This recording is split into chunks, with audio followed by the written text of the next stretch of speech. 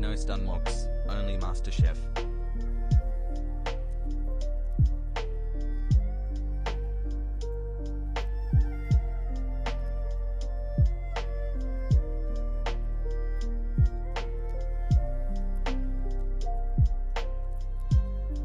Hasan, you owe me child support greater than.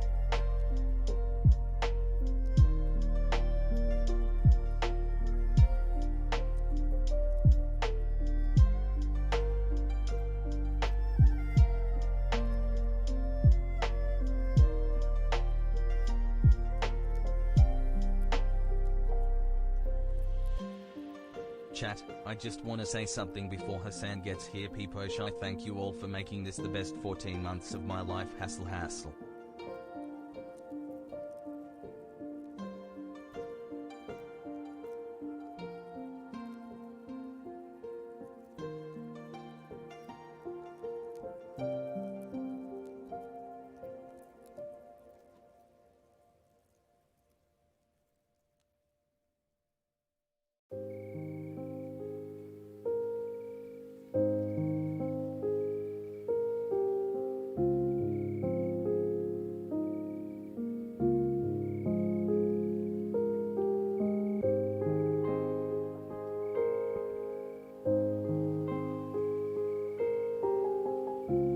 Has high.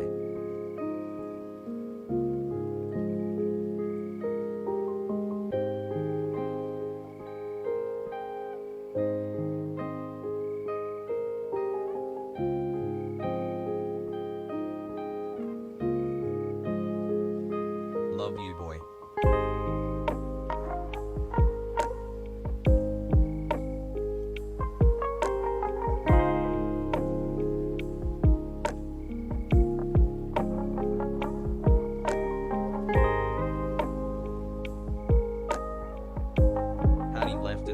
Let's get this bread.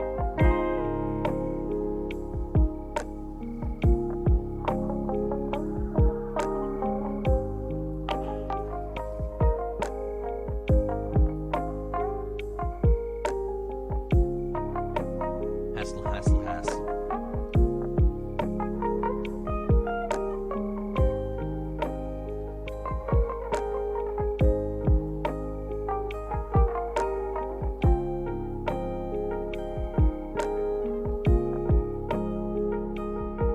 Chat, you all are great.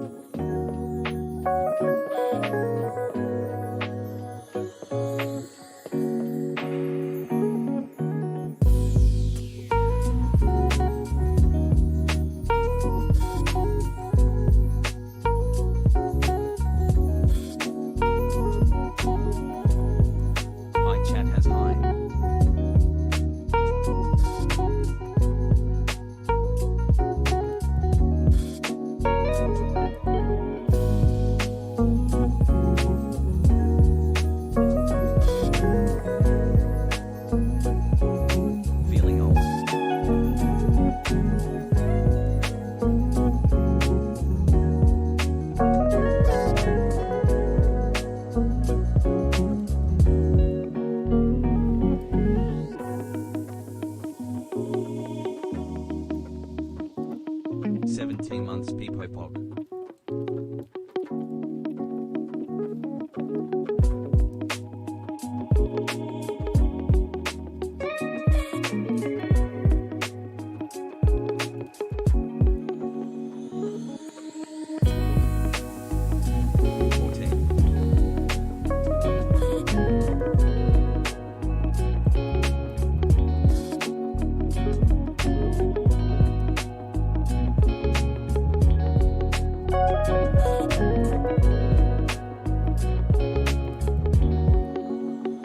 Chat y'all are look sussy and agreeable today, Jackie 5.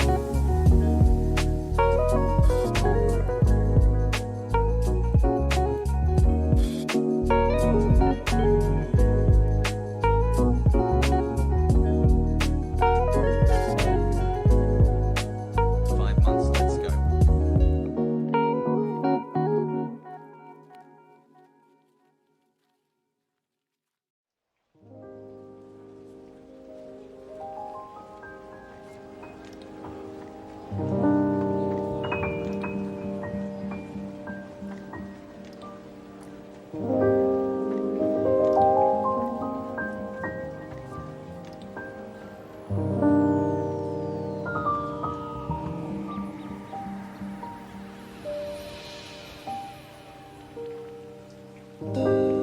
Cheers to another day in paradise.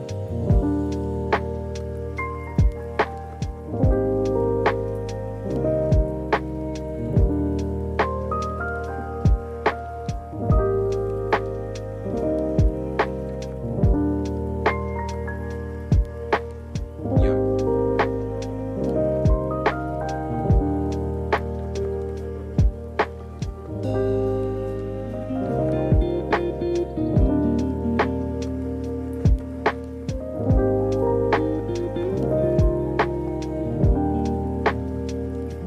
Hey chat.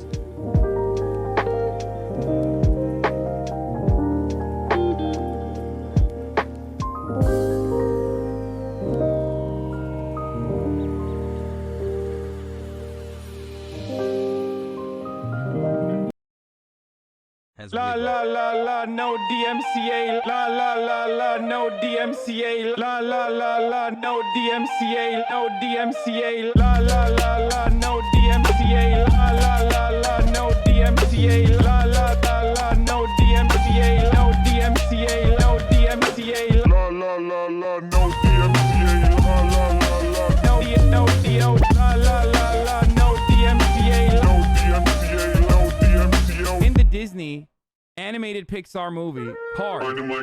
Hit the brakes, I be seeing lots of fakes. Down bitches, you do not have what it takes. Say shit though, I'm just trying to get laid. Bitches watch how I do it, say la la la la no DMCA la la la la no DMCA la la la la no DMCA no DMCA no. What's going on, everybody?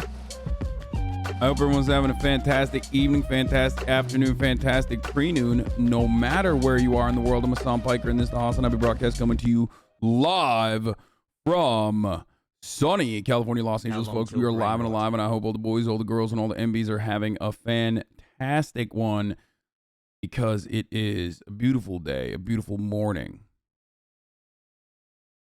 It's Saturday, January 8th, 2022.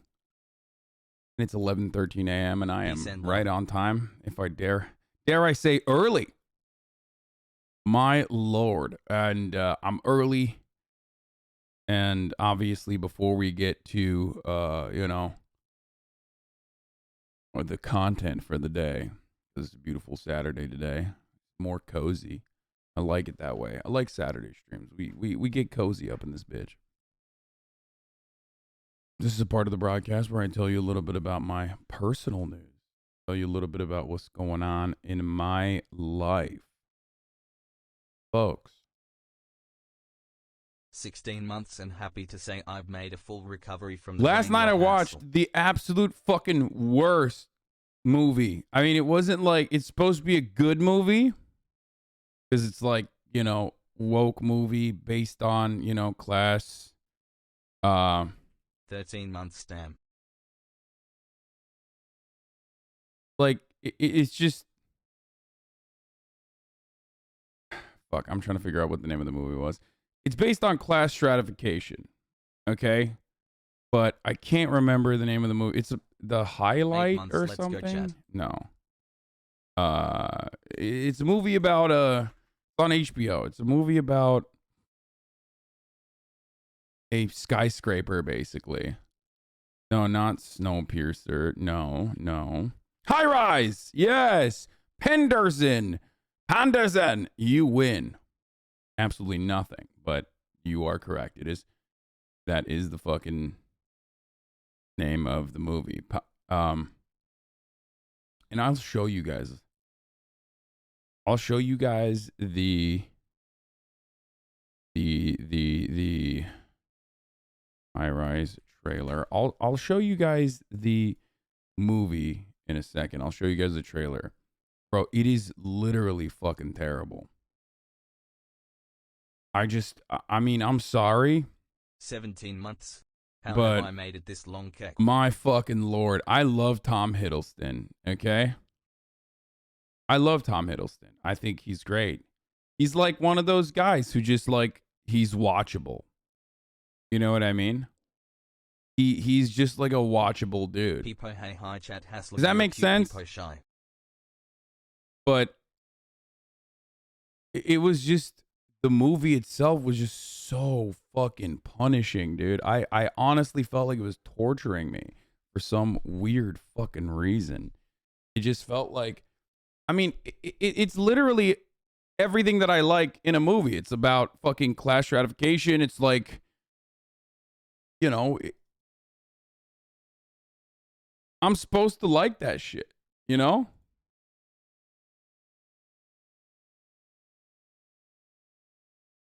But it was incredibly fucking boring, dude. It was like just not watchable.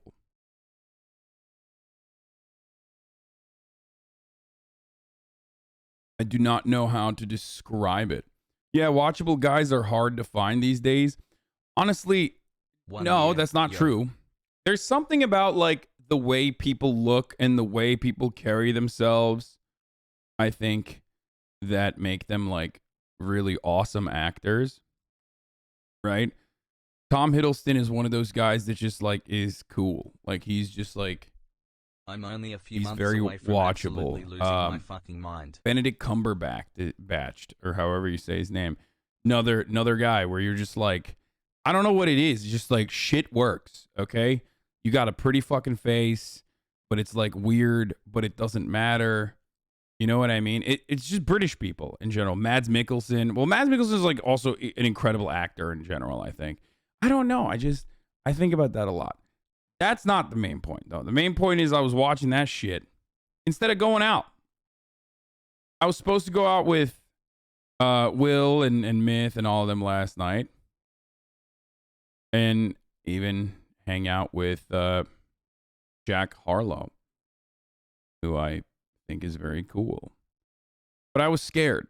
The reason why I was scared, and this is not to be like, look how fucking sick I am. It's because I live with my parents. So I pussed out. And I was just like, I don't want to do that. Because, you know, in any other circumstance, I would have been like, fuck yeah, that's awesome. What a fucking incredible opportunity. I mean, that's dope. Like, get to hang out with the boys. And I'm still like a little worried about potentially getting COVID and giving it to my parents. And then, so instead I watched this fucking shit and it sucked. So I was like, I can't do this. I just like could not. I could not do it. 6 months.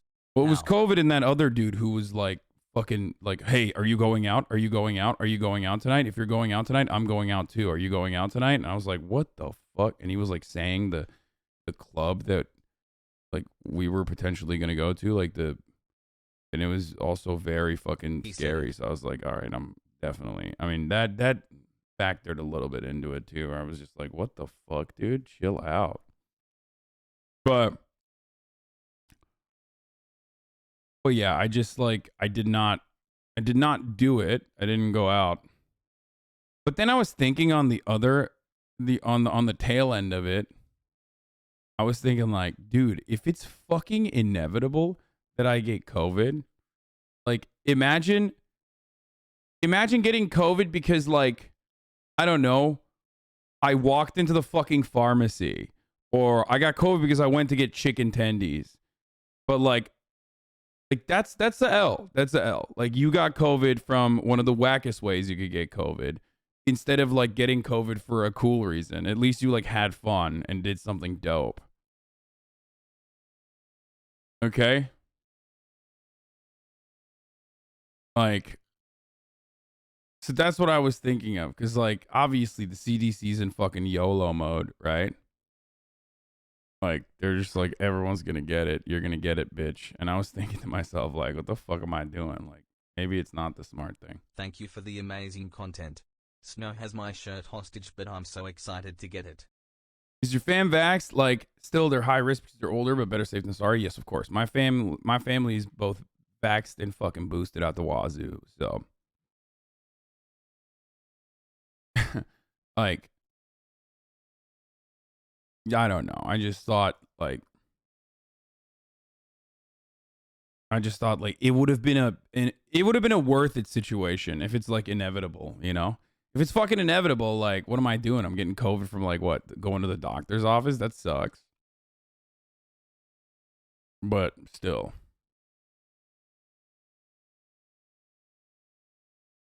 The coolest way to get COVID / sarcasm. Oh, I can't look at that guy's that dude is fucking blocked. That dude has blocked me. The flight attendants eventually gave up trying to establish order from the raucous crowd and hid away towards the front and or back. Anyway, so you know, I watched Baki. Woke up early as fuck. 1 year. And thanks, Hasan. I'm hoping you could check out Ink Master. It's a tattoo show. Who knows, maybe the new meta. Watched Baki last night instead. Woke up early and I've just been responding to people because I'm a fucking psychopath. Like nonstop. Lucky number 13, still not brain rot, but and unless... some of you are probably already familiar with the issue at hand. That issue at hand is DMCAs. So obviously when I said no Stunlock stream, that was a meme. That was a joke. That was a lie. There will be, I mean, it won't be like a major Stunlock, but I will obviously talk about the DMCA shit a little bit. I've been talking to Ethan a lot, who is the DMCA king. As in, like, he is one of the few people that has actually pursued the legal avenue and, like, fought back against DMCAs. And a lot of people are very upset. They're like, holy shit, dude. Like, this is completely unacceptable. The irony, of course, is that like one of my reply guys is also the head of gaming at YouTube, Ryan, who I believe is somewhat in agreement with me, or at least like I think we agree.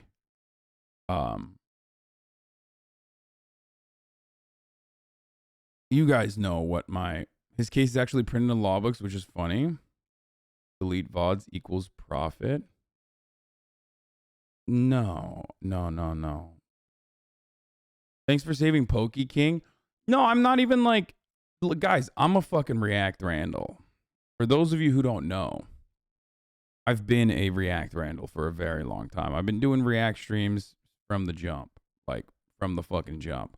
And in some ways, like Cohh Carnage and all these other streamers that are currently like, you know, very upset at like other reaction streamers.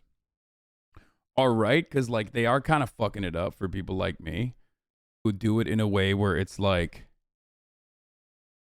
I don't listen to any fucking music because the music industry is ridiculous, right? Like the music industry fucking claps you regardless. The only music I listen to are people that I've had on the show for the most part, or people that I know have like they've released their DMCA, like they've released their copyright. They're like, I don't give a shit, you know, play it. That's awesome. And I think like Cohh Carnage, he's like a nice dude, but he's a bit of a boomer gamer. You know what I mean? He has like good politics overall though, but sometimes I do think like this is a video game a playing platform, like, and it should stay that way kind of attitude. That's what's going on. So obviously when I joke about, like, you know, Ludwig dry snitching or whatever, and Ludwig making a video about it or whatever, I'm half joking, but also we are now officially in the LSF is going to be upset at live streamers reacting to TV show content, as you can see right here. All of it is about this. Like when Pokemon got banned, it was a rip, you know. This is the meta now. Now the meta is going to be every single person that literally watches streamers watch TV shows shitting on them relentlessly, right? LSF didn't care when XQC was doing it. Yeah, of course LSF doesn't care when XQC is doing it, because none of this is about like consistency or a genuine interest in like defending copyright. You know what I mean? Like no one, I don't think the random Redditor is like a copyright lawyer working for a megacorp. You know what I mean? It's more so that like this streamer I don't like, usually me, is doing something that I can use to posture from a moral high ground and manufacture outrage over. That's precisely why most of the comments are also about me rather than, you know, other streamers that have been doing it. And the reason why I said like I agree with some of the things that Cock Carnage is saying is because like streamers that push boundaries on that front do actually end up cucking the content. Like, because, you know, it's copyright is still in the eye of the person who wishes to pursue you, right? And what that means, it's funny. Okay, well, I'll read this in a second. What that means is that 21 Savage, for example, releases copyright for Trainwreck's listening to his music, right? So if an artist who is an owner of the copyrighted content allows you to watch it or play your music or whatever, then yeah, they're not going to pursue you legally. They could, they technically still could. So it's always a gray area. And this morning I definitely added fuel to the fire by tweeting that it is technically fair use if people don't pursue you. And I probably shouldn't have used the term fair use. I was using it more so colloquially rather than the legal defense, considering that, of course, it's not fair use. I was literally just explaining what a fair use is a vague legal defense that you can apply when someone actually enforces copyright on you or uses a DMCA takedown notice if you want to pursue it, if you want to push back. Obviously, most of what we do does not fall under fair use. Watching a TV show, yada, yada. So,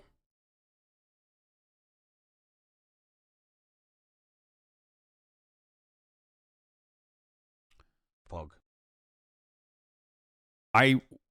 There's a reason why I've been watching. There is a reason why I have been watching TV shows and numerous things. I'm a React Randall. I don't play video games for the most part, but there's a reason why I haven't been DMCA taken down before, with the exception of the presidential debates that I have watched live as it was going on, right? That was when everyone got taken down for 24 hours back then. Now Twitch has upped the ban to 48 hours, I believe, for DMCA live takedowns. So there's two different avenues here that I need to clarify. One is that what I personally believe, okay, like what I think is right, and then the other is what the law is, right? and kind of how to get around it. But before I do that, I should probably blast off that I'm live and welcome the Normans into this wonderful conversation before we move on to, like, you know, other content. Daycare is open. I'm live and talking about fair use, DMCA gate, and numerous other memes. Zero Stunlock stream. Let's go. Does anyone have a good meme for this? Does anyone have a go live meme for this or what?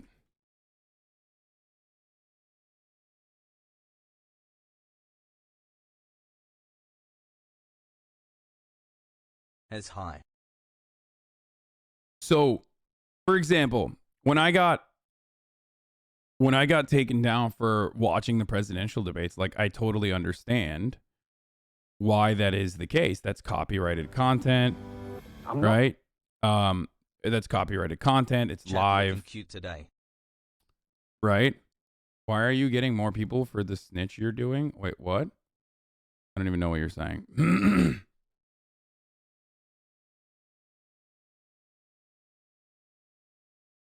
Oh yeah, this is a good one. That is a good one. Taking my booster right now. Let's go. Straight up, that is exactly what's going on right now too. So anime, full season. Oh wait, hold on. Let me collect my thoughts here because I'm going off the cuff, and I always have a tendency to fucking go off on different tangents. So, when I got DMCA striked alongside many other content creators on this platform for live watching the presidential debates, I thought that was fucking bullshit. However, it is, of course, a clear-cut example. Okay, it's a clear-cut example of someone enforcing the copyright laws that are in place. So today I want to use this as I always use these controversies, as an educational opportunity to learn more about why copyright fucking sucks and how it's been utilized in the past and how it continues to be utilized and how patents have been created in an effort to basically fucking, especially when it comes to intellectual property like Disney, how it's been used to make more money for mega corporations that don't exactly bring about residuals for the little guy. Okay? We're going to talk about how Mickey Mouse is still copyrighted, when I'm for at home example. and can't watch on my BFS subscription, Bezos money. What I mean by that is, I don't think in a normal universe, in a civilized country, the presidential debate should be paywalled. I think that is information that the public and as many people as possible should have eyeballs on, right? And I think most people would agree that it is corporate greed and America's weird hyper-capitalist attitude that allows presidential debates to be paywalled for CNN, exclusively for CNN, right? And most other countries actually play it on their state broadcast. They play it on BBC. Or they play it on CBC, right? Whenever other countries are having their presidential debates. In America, we don't do that because we don't have a state broadcaster and also because we're capitalist pieces of shit. So what I personally believe about copyright is still entirely different than what the law actually is. So hopefully we can meet somewhere in the middle if you have any confusions about what I am stating. Just because I believe something doesn't necessarily mean that it's something that I can get away with doing. Anyway. So. Less than 3. That's the one element that I must mention here. Okay? Elizabeth's going to still clip chimp you, my dude. It doesn't matter.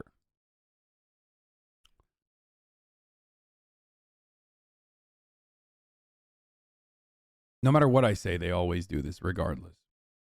Because a lot of internet conversations basically just revolve around whether you personally like the person who's talking or not. You guys are in here for the most part. You like me.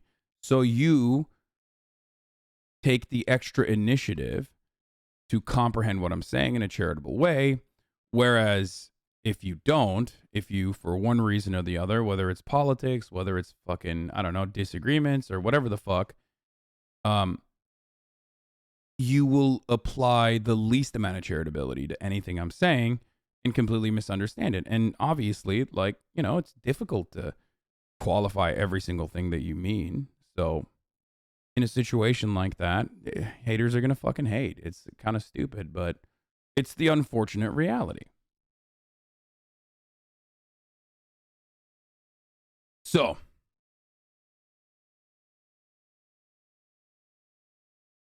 the reason why I mentioned, but the CNN thing I put in a totally separate category. Now that's the one, that's a good example to describe what I think is okay. What I think is okay versus what the law is.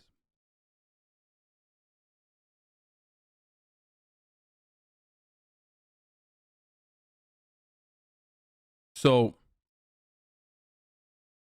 I've been doing React streams for a very long time. There's a reason why I have not been DMCA'd other than the debate ones, because I personally abide by a certain set of rules. These are completely arbitrary and they have nothing to do with the law whatsoever. And those rules are that, I mean, these aren't even clear-cut rules. They are subject to change, but one must not react to anything that is like a full media property, especially if it's owned by Viacom, Disney, some of the larger media conglomerates. Okay? Anime, something that is paywalled. Okay? That's incredibly important. This is something that I oftentimes avoid. Avatar: The Last Airbender is Viacom, Nickelodeon. That's absolutely going to get you clapped. Surprised how Naruto hasn't gotten Toast clapped. Even Toast knows that it most likely will get him clapped. That's why he started watching it, right? And I don't like that people are pushing that boundary, because it like kind of cucks, you know, what I do. This is what I do is reactions. You know, everyone does it too. Not just me. Everyone does reactions, which I will get to in a second.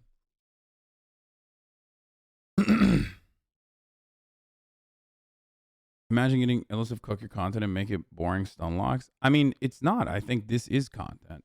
This is not a boring stunlock. This is actually content. Like, excuse you streaming Hunter x Hunter. I don't know why the fuck he did that. I think that's like, that's not, he knows better, dude. Come on. For one reason or the other, MasterChef does not meet that boundary. I don't know why. I never watched it in the past, but for one reason or the other, MasterChef, older season MasterChef at least, seems to not draw a lot of ire from the overlords who own that property. And for the record, I think that is a smart thing, personally. Do the MasterChef owners, the owners of that IP, have every right to DMCA people? Of course they do. Of course they do. They could absolutely do that if they wanted to. It is well within their legal right and responsibility. But I think personally, the fact that I think the fact that like it creates hype around their newer seasons that are coming out probably shows that they may or may not be seeing the benefits of it and don't necessarily care. Like, if you were to watch the new episodes, of course they would care, and that's understandable. You shouldn't do that. You will get banned for it.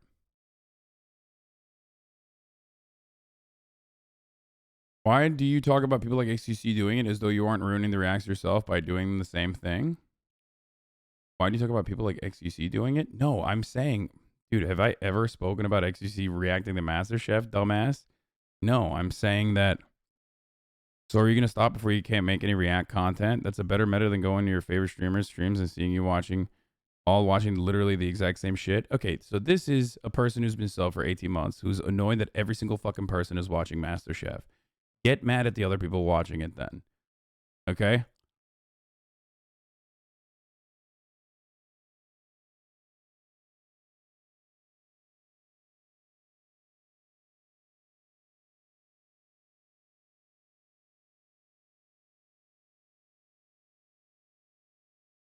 What is he saying? Lud's take is trying to ratio you.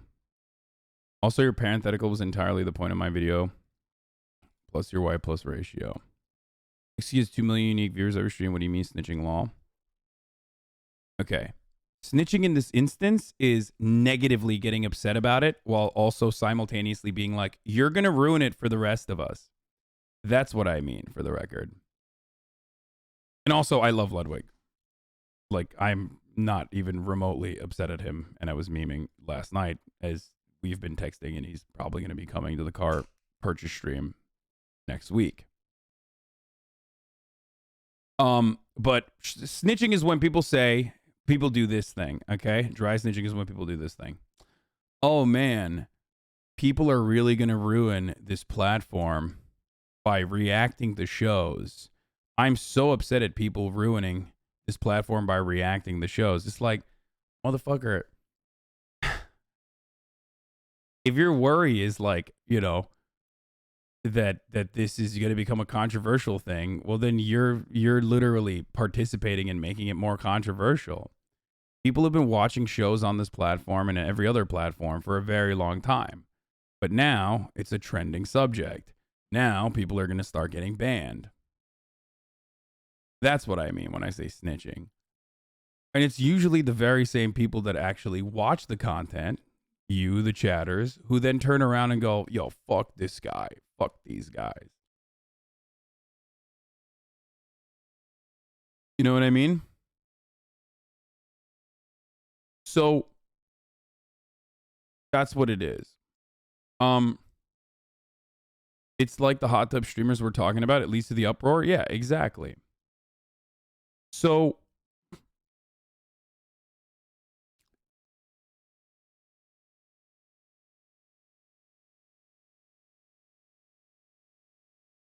the irony, of course, is that, like, this is like the JCS saga when people were saying that, like, JCS hates you for watching his fucking content, you fucking piece of shit.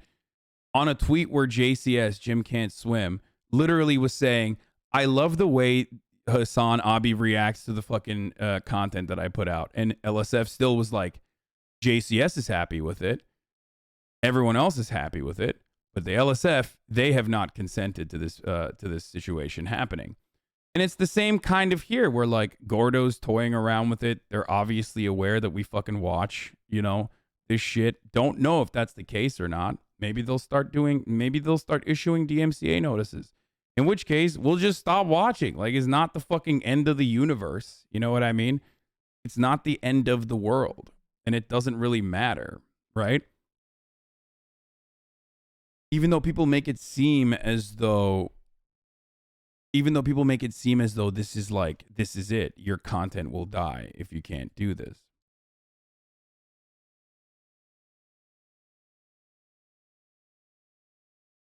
And no, part of the reason why you can't actually pursue broadcasting rights to specific IPs is because international copyright laws are fucking dog shit, which we will learn more about now. Like, for example, Twitch has watch parties.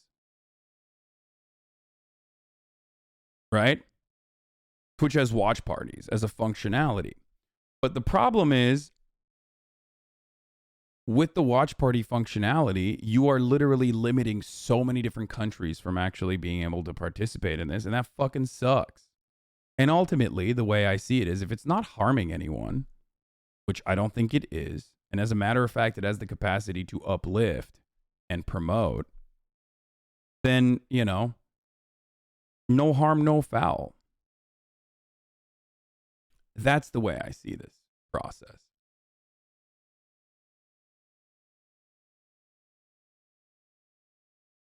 And by the way, I haven't even watched Ludwig's video, but I probably agree with what he's saying because he's not a fucking dickhead. He's not like a resentful dickhead, even though he is a little mad.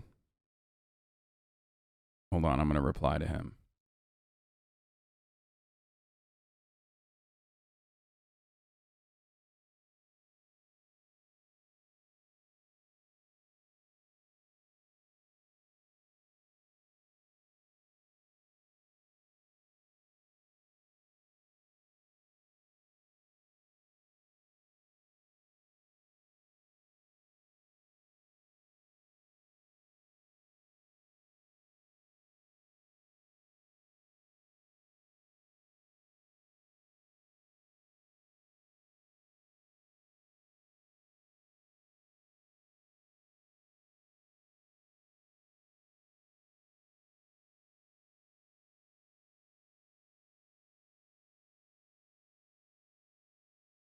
I'm going to say, you're mad you can't in your car, plus snitching isn't virtue signaling.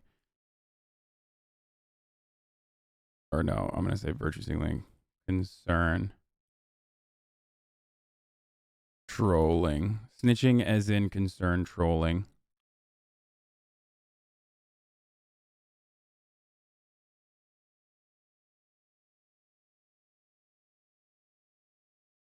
Plus you're handsome. Plus ratio. That's what I'm going to say. Plus you're white. Plus ratio.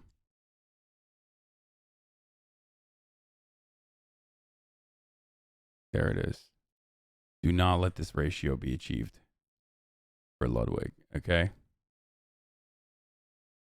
Do not. Anyway, so the point is, like, you know, I'm not fucking dead.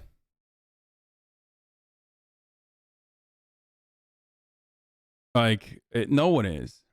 It could get annoying, though. Should someone playing The Last of Us 2 stream be banned as a story game that a team of hundreds... No. We're going to get to that in a second. So, I've said this. We've had this conversation a million times over on this broadcast, but, like, now it bears repeating because it's now the meta. It's now the thing to talk about. Now everyone's talking about it, so I'm going to repeat myself a little bit. Some of you have already seen that.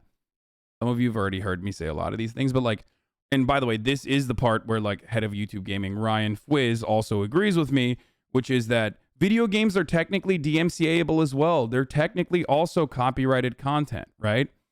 But the reason why it's not copyrighted is because the industry understands the value that React streamers or video game Let's Play content brings to the table. They get to sell more fucking copies when people see them doing this. Now, for those of you who say, well, technically you're, you know, interacting with it in a way where it's like actually transformative, yada, yada, yada, it doesn't matter. I think a lot of people do not understand, or a lot of people misunderstand rather, how copyright works. Copyright, or especially fair use, the fair use application of copyright is still relatively vague regardless, okay? So most of what we do playing full-blown video games to fucking completion is not protected under fair use. It doesn't even matter if you're being transformative or not, okay? Especially when it comes to single-player games. It's not like multiplayer games are the only ones that are not subject to copyright or whatever the fuck. Single-player games are still absolutely subject to copyright, and yet video game companies don't do that. And the reason for why they don't do that is because they see the use in streamers reacting to their fucking games. So much so that not only do they literally say, it's great, please thank you for playing our games, unlike what Nintendo used to do, okay, and has stopped doing since then.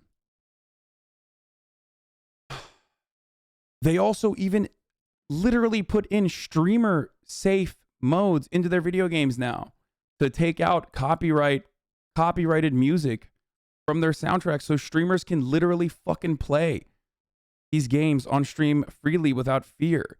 Streamers, even ones like myself, get paid to play video games. because they understand that this is a type of marketing, and a good one at that as well. There's a reason why Among Us blew the fuck up. There's a reason why Rust blew the fuck up when the meta was happening. So,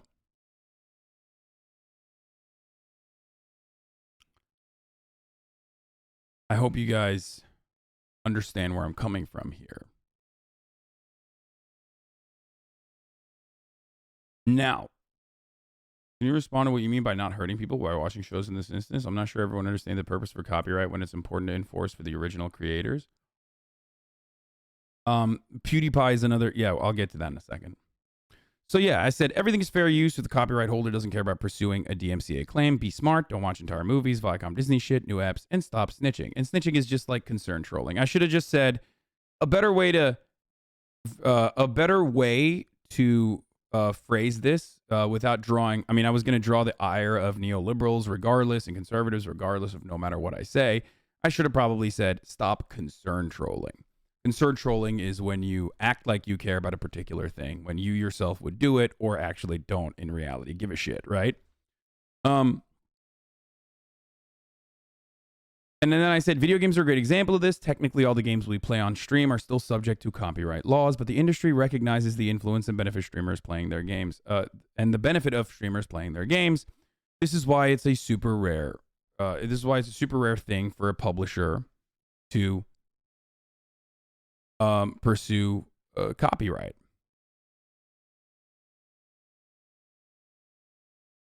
I love your content, man, but you're gonna get fucked and get your friends fucked with these takes.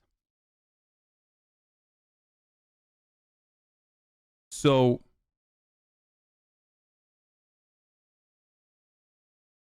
the unfortunate reality here is that you're unironically saying you're buying the rights to watching MasterChef, etc., because you're paying exposure. That is what I'm saying. And I'm giving you an example of how that paying with exposure actually works and how an entire industry, a multi-billion-dollar industry that is ahead of the curve when it comes to this, also recognizes that. You yourself are failing to comprehend this. Yes. That is why people pay me money to play video games. That is why people pay me money to watch shit on stream. Remember when I did a watch party for the new Borat movie? That's how this works. Now, that's entirely dependent on the company, though. And video game companies don't care. I think not watching the video and then commenting on the video is the wild part. That's how Joe Manchin voted on his bills. Yo, Ludwig, get in the fucking Discord right now. We're gonna duke it out. Ludwig has his red receipts on. It's kind of a flex. It's really funny when people on the internet are like, Hasan and Ludwig are duking it out, when they do not understand how much I love this man. Okay? Like, yo, these guys fucking hate each other, dude. They fucking hate each other, dude. It's like, no, I love him. He's awesome. The funnier part about it is that we probably don't even have a fucking disagreement on the matter. I get what you're saying, but as an artist / graphic designer, payment and exposure is triggering as fuck. Yeah, of course, I understand. Because you are a singular artist and a graphic designer. You get fucked. Mega corporations do not.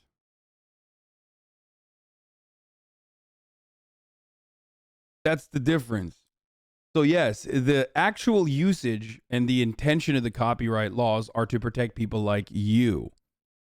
But that doesn't happen. That's the point. Like, there are understandable usage of people being protected under the eyes of the law, like a fucking small content creator or a small business or a graphics designer getting their shit stolen from a fucking by a mega corporation. That's not what we're talking about here. What we're talking about here is the copyright laws that like Disney has created and has advocated for and has consistently expanded on in an effort to make sure that they maintain their IP and make as much money as possible while, you know, hurting other people and literally fucking over other people.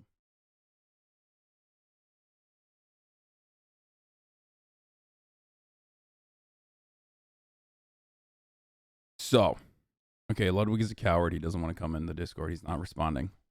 Notice how he ran away? Because he knows. I fucking own him, dude. I'd own him and then I'd kiss him. Right. You do realize it's going to be clipped and used against you watching YouTubers without their permission, right? Yes, I do realize that. I mean, this has already happened many times over. There are some YouTubers who... There's one YouTuber who's very upset at me. They did like a 45-minute video or something saying that like I don't care about them or that I don't care about their content, all this other stuff. And I told him like, I'm really sorry. I said it there too. I was like, I'm sorry. I will never watch your videos again. But in the overwhelming majority of cases, especially on YouTube, other YouTubers love when you watch their shit on stream. Straight up. Andrew is a great example of this. Plenty of other YouTubers are great examples of this. I'm a great example of this. I fucking love, absolutely love when other people watch my shit. It's great. It brings attention to the content. It brings more eyeballs. You know? To whatever the fuck I'm doing. That's why other YouTubers who make content will joke about it. They'll literally joke about it. They'll meme about it. They love it. Right? But in the off chance that someone doesn't, in the off chance that someone does not, then of course, no shot. I'm not touching it. And I apologize.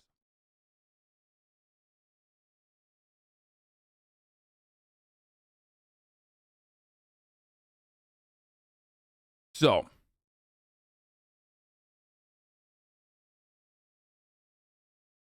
I wish you'd at least be honest with why you watch MasterChef. It gives you 40K viewers for minimal effort. You're the best content creator on this website, so do it, even if 40K don't want to watch.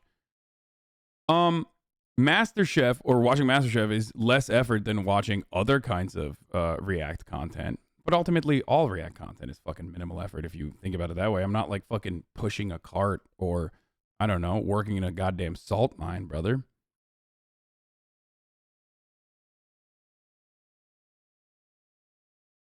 TLDR, legally Gordo can copyright claim you watching him. However, you're giving them free advertising. If they strike you, you will stop. Now, for the love of Allah, can we just stop the Stunlock and watch Chrissy display some lovely racism? We're not going to watch MasterChef yet. But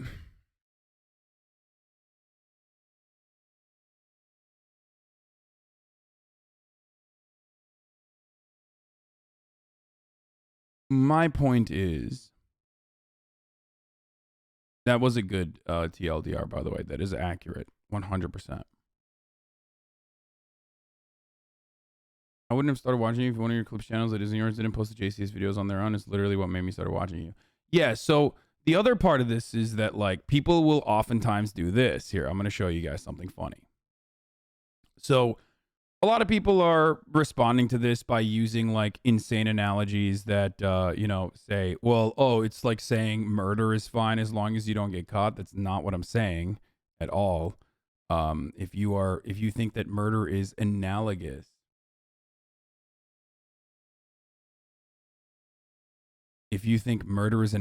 to fucking copyright laws, then you are a psychopath. So I don't know what to tell you. But one of the funniest things has been throughout this saga, every time this sort of shit happens, someone says, that's stealing money from the creators. If I or anybody else makes money from your content without adding anything, you better not do anything about it. And this is not my expectation. I don't think other streamers do this. I don't think other streamers should do this. But I don't care. My IP is yours to make money off of. And you guys all know this. There are probably plenty of people that actually have found this stream because they've seen my millions of different HasanAbi industrial complex, the wonderful people of the HasanAbi industrial complex that have made millions of channels at this point, millions and millions of views. So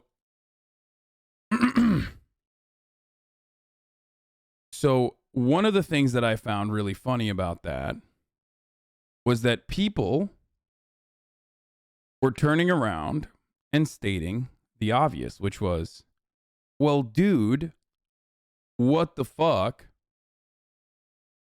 You make money off of your live stream. It brings attention to your live stream. Okay? And that's how you make more money. That's why you don't care. Oh, really? So you understand the point I'm making then. Your money comes from your live period, not thereafter. You already have the bag, unlike produced content, produced property with a large team behind it. So did you just say that releasing my IP is actually beneficial for me? That's what you just said. But you thought that this was actually a counterpoint when we are both saying the same thing. Now, the truth about this is that, yes, releasing your IP is beneficial because it brings more eyeballs. It's free marketing. However, the other side of this reality is that, yes, you are technically leaving money on the table, per se. What do I mean by that? Well, I have YouTube. I have a YouTube channel. That YouTube channel could be making a fuckload more money, but other clip channels eat away at that revenue, eat away at those eyeballs, and they make a fuckload of money on their own. Right? So in that circumstance, I'm saying I don't care if other people make money. That even hurts my bottom line in that situation. Because ultimately, one, I just don't care. Okay? And two, it's beneficial for me regardless. So yes, I let go of the opportunity to double, triple my fucking bag by, pursuing copyright violations on YouTube or like taking over these channels or whatever the fuck. Right? Because I think that it's cool and chill if people are making money off of that. Okay? And because it does put my shit in front of people that otherwise would not see it.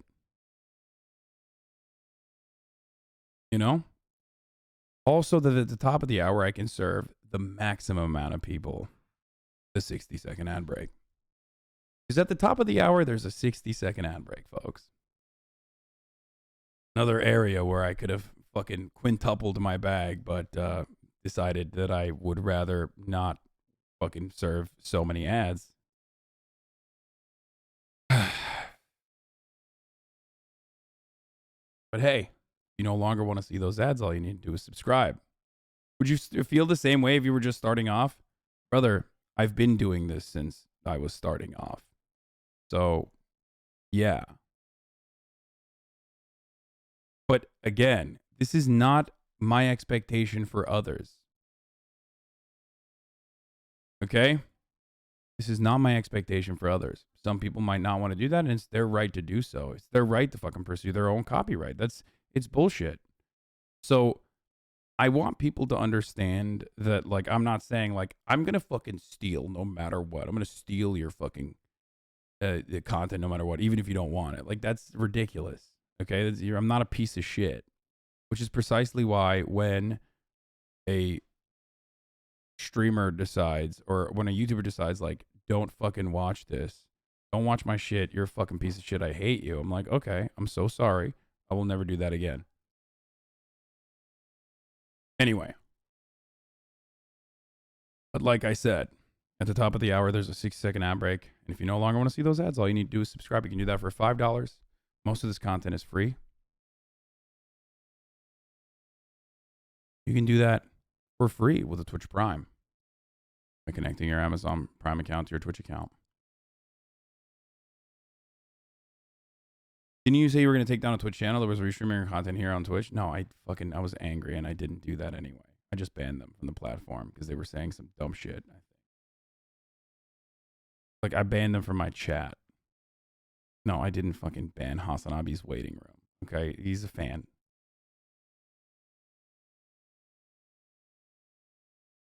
And it wasn't even about like restreaming. It was more so that I was like pissed off. And they're unbanned now anyway.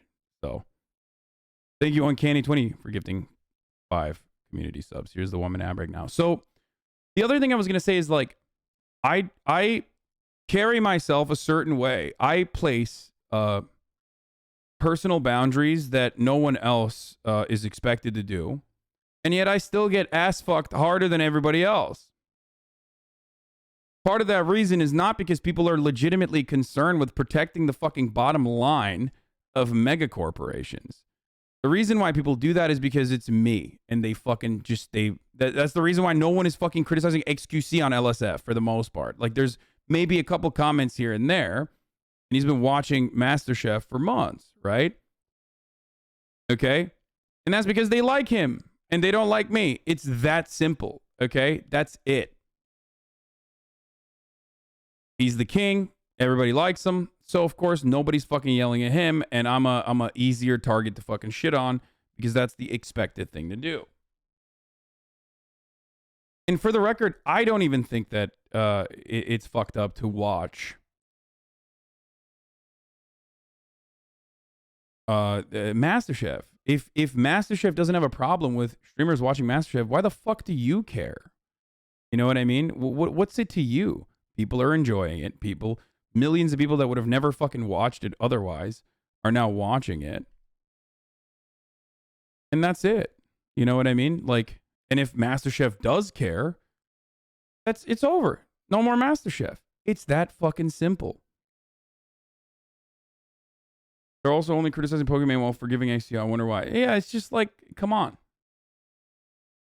Would you stop watching Ben Shapibo if he said he did not like you watching him? No, fuck no. That's entirely separate. That's actually the fair use conversation that we haven't even gotten to yet. Like, Joe Rogan's team, Super Bam, manually fucking took down a video of mine. Or not took down, but like, took over the monetization of a video of mine where I was criticizing Joe Rogan.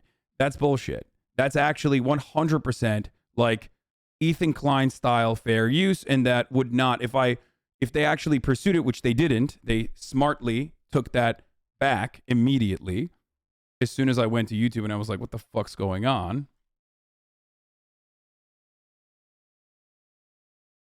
And they took that back. And the reason why they took that back is because they're fucking wrong. That's entirely separate. Like what I do here right now and what I do as a political streamer, that's entirely separate than what we're talking about with like MasterChef. I put that into 2 separate categories. So don't misunderstand that. Yeah, if Ben Shapiro was like, I do not want you to hypothetically watch my videos, I'm going to copyright you, that is a gross violation of freedom of speech. That's fucking bullshit. He would never do that. He would look like a gigantic coward. All that sort of stuff. Okay?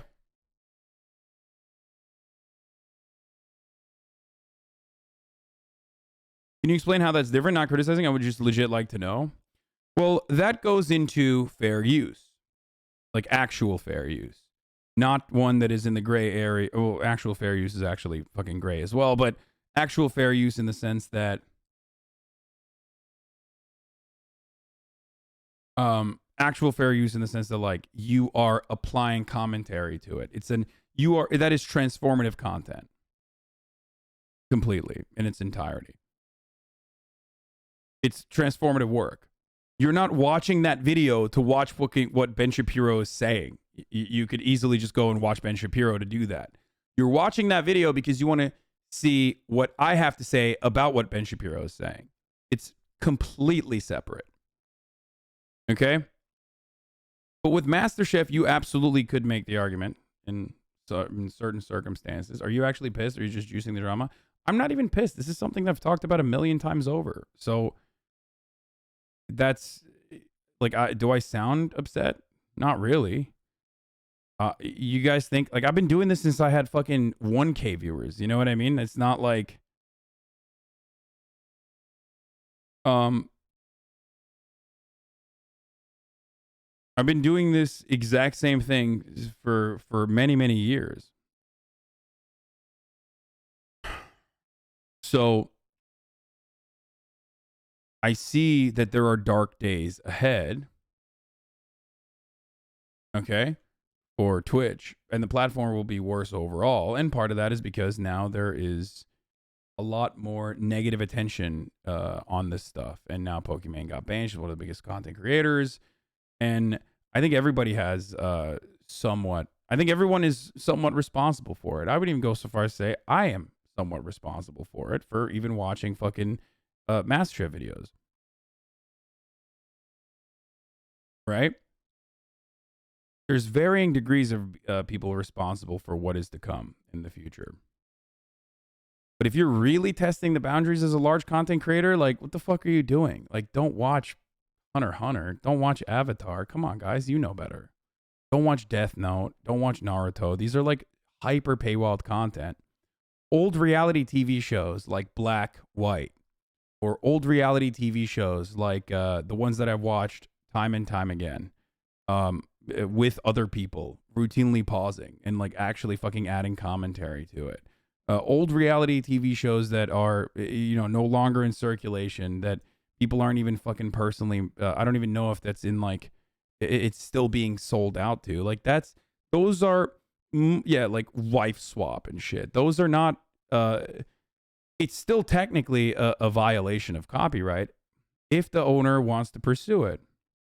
But if they're not, and in most circumstances they don't, don't push the boundaries. Just stay in the safer gray area.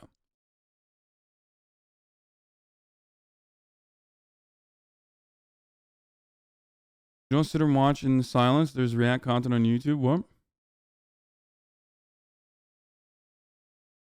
So, anyway, other streamers being upset about this are, like, literally adding fuel to the fire. Doesn't watching old racist Disney get you claimed? Yeah, I mean, but watching the old racist Disney one, the Song of the South or whatever, that is still fair usable technically, depending on what level of transformation you are actually applying to the original work.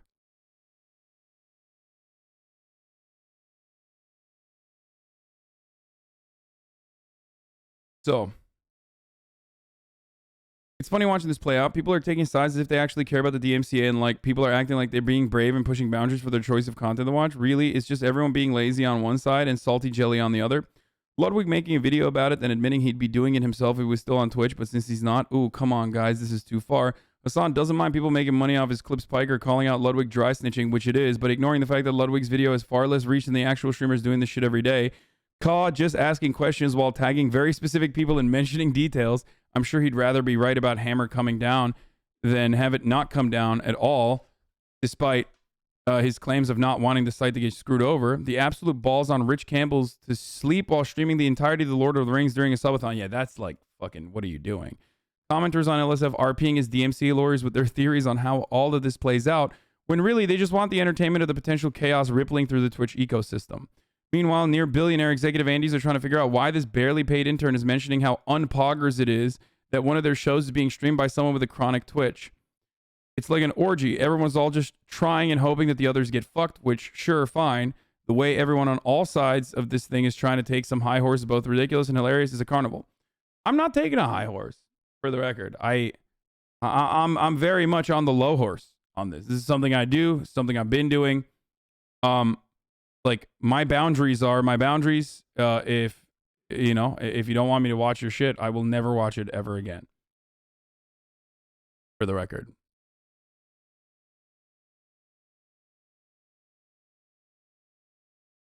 The criticism that he applied to me was kind of weak, I'm gonna be honest. He could have gone harder. Yes, he can confirm whichever this goes, I'm here for the popcorn.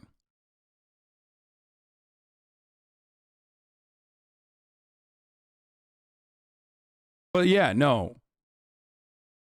For the record, like, I don't think Ludwig is responsible for any of this shit, for the record. Like, no.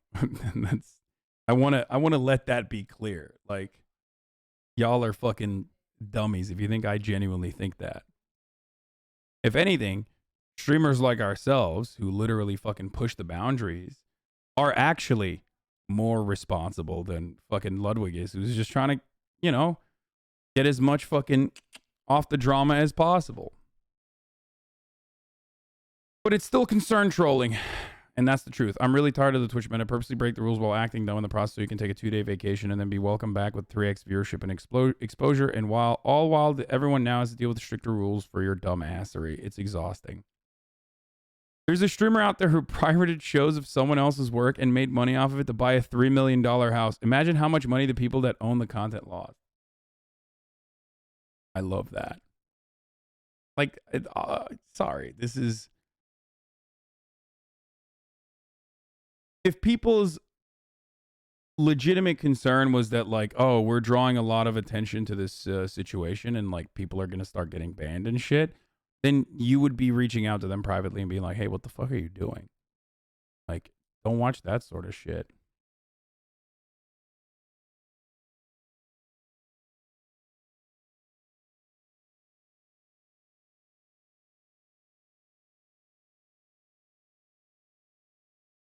But not an excuse, but explanation. Crux lies within copyright laws. TV show formats, including usage of brand logos, designs, etc., get sold for millions to TV companies. Now, if the format holder don't go after unauthorized usage of IP, he can technically lose the rights to his own IP after a certain time. That is another weird fucking copyright law thing too. I've heard that as well. Like, yeah, if you don't even like aggressively pursue your own IP, like you can actually lose it too. That's another fucking weird part about your trademark. This Minecraft YouTuber is malding. I'm glad Pokey got banned. I hope XQC, Toast and XQC do too. All of them. This behavior seems like it stems from having fuck you money. They've made enough now that they could get permit tomorrow and never work again, retire or jump shit, and get a nice signing on fee at YouTube or Facebook. It fucks the landscape for the creators beneath them and will likely result in flawed tools that let big companies mass strike. I mean, this is true. It does. Like, this has been going on for a very long time on the platform. But what is really strange about it is that, like, every content creator does this to a varying degree. And for some weird reason, it's like, if your main concern was that, like, we're getting a lot of bad attention right now, why are you piling on and adding on to the bad attention for some fucking clicks? You see what I'm saying?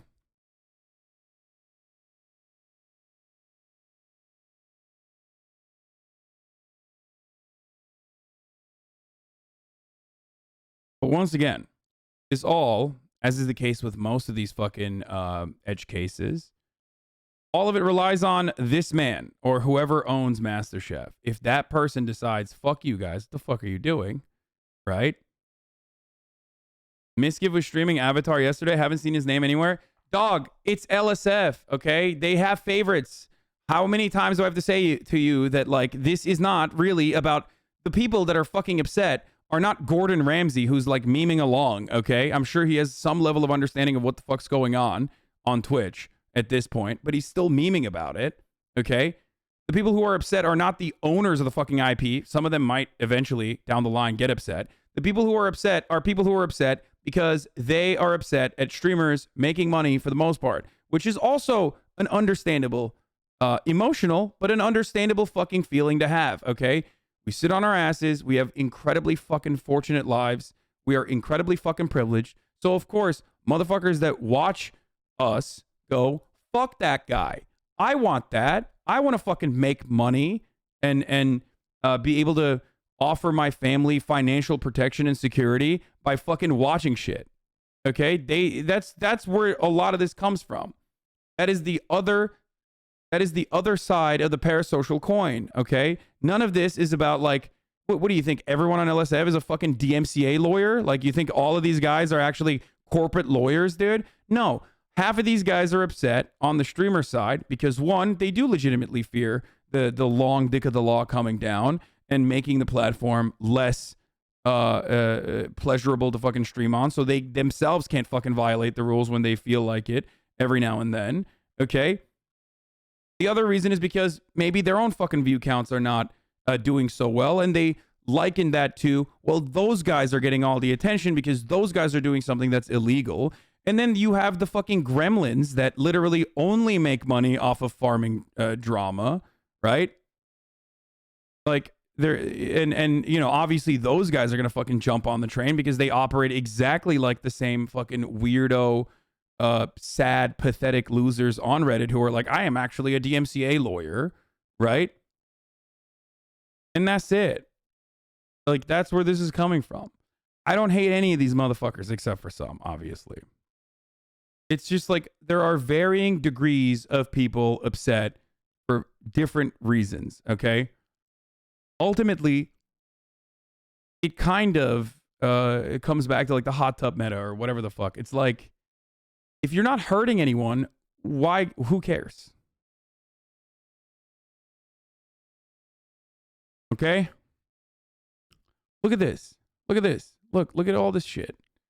Everyone's fucking losing their minds. And some people are going to, I mean, look, not a single one of my takes ever makes it on this sort of subject, but the pylons always do. Even if it's literally Ludwig memeing, okay? Even if it's literally Ludwig memeing with me.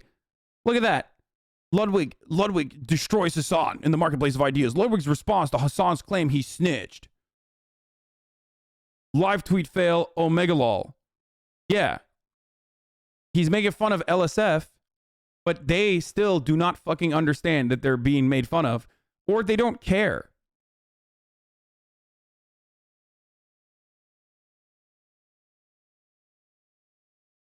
Look how quickly everybody passed. This snitch stuff is done, but I'm not really digging the virtue signal on this stuff. With so many actually mad at streamers violating DMCA, like, holy shit, it wasn't that long ago when the music industry went ham and everyone had to delete their VODs and we all hated that. No one's defending the music industry then. So listening to the copyrighted music, non-stop is supposed... What? Non-stop is supported around here, but watch a TV show and violate copyright, you're endangering the platform. The outrage is so convenient, it seems disingenuous. Because it is. Because it fucking is. LSF is a collection of people that like one streamer and don't like the other, okay? And they get together and use the, act like they are consistently upset about something, right? When they're not consistently upset about something at all. And they completely forget about whatever the fuck they were upset about last week and use whatever the fucking meta is to shit on whoever the streamer that they hate is.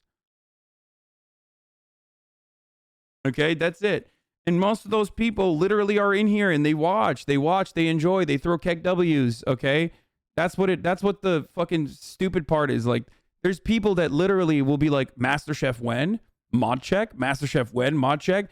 And then when this shit started popping off, those very same motherfuckers are like, yeah, dude, actually you are stealing content. That's really fucked up. Dog, what do you mean? Okay? The fuck do you mean? You want me to do it? You think I'm gonna die without fucking being able to watch MasterChef? No, I'm gonna move on to some other shit. Who cares? You're crazy.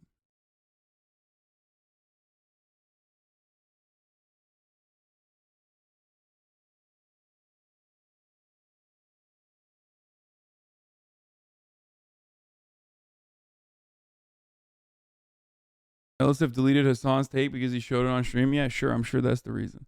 I don't even know if they've clipped any of my takes regardless. So, and I don't even care, dude. It's like, it's not going to happen. Every single one of my fucking takes that actually presents my side is always going to get downvoted into oblivion no matter what. And then whoever fucking clips out like a bad take is going to get upvoted into oblivion. And then whoever fucking capitalizes on that further is also going to get 3 other separate posts. This is how it goes at this point. Please recognize that this is how it works at this point. And it's all disingenuous and it doesn't matter. Okay?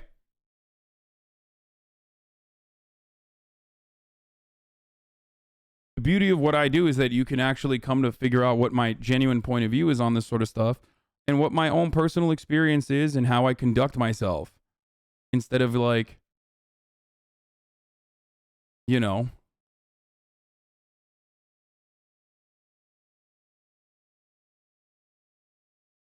you sound like Trainwreck right now. Yeah, but I mean, it's in front of your eyes, man. I don't know what else to tell you. And I don't even fault the people for hating me, to be honest. Like, I mean, there's obviously crazy people, but yeah, if you fucking hate me because you think I'm incredibly privileged and incredibly fortunate, then I mean, it's true. You are right. And when I say stuff like that, people fucking lose their shit. Like, even then people get mad. He's like, well, now he's fucking flexing on us. Like, no, I'm not. I get where you're coming from. I get why you're resentful and angry, okay?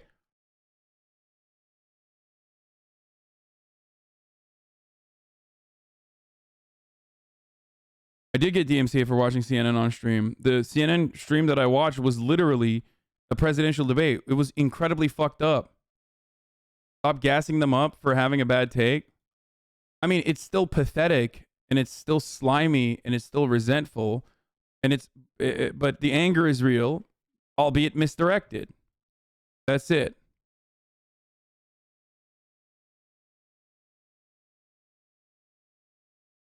What is this? Wait, Pluto just DM me?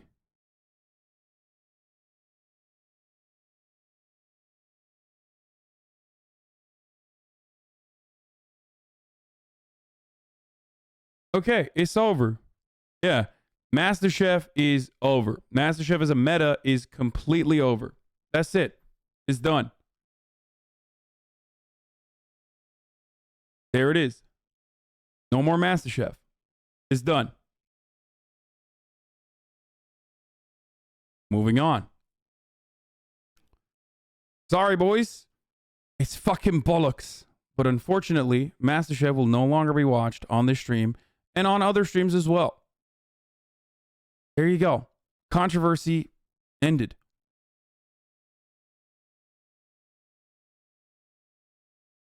Don't shoot the messenger. Wait, why would I? But why would I get mad at this? Why? It's fucking ridiculous, man.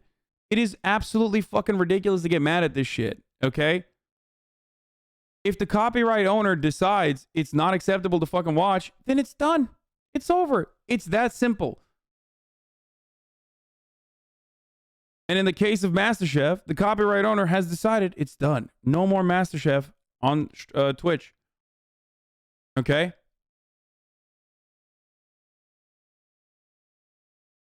Did I die? You are not showing screen. I'm not going to show you the email.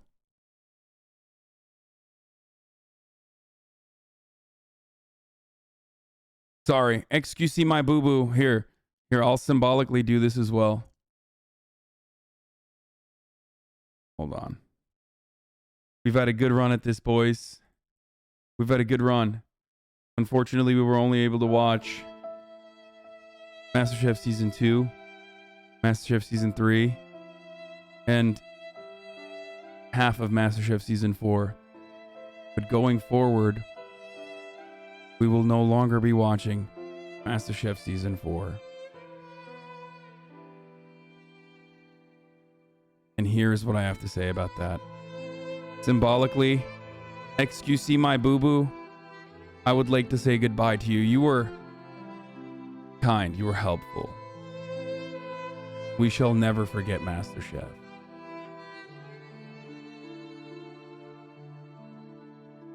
Here it is, folks. Done. It's over. It's fucking over. Okay, moving on. Now let's fucking watch some other shit that we were gonna watch regardless. Holy fuck. No, there was some good shit that we did there. We helped out one of the contestants. You know, some of the other contestants are now streaming on Twitch. Okay, here, we'll spoil it. Luca wins and he's an anti-vax shitter. Well, that's a bummer. Thank Ludwig for this. It's not Ludwig's fault. What are you guys, stupid? Stop.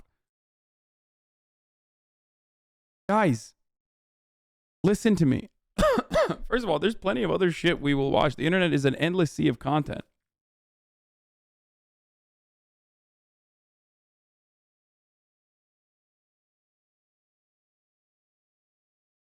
This was always going to happen eventually. Okay? And it happened.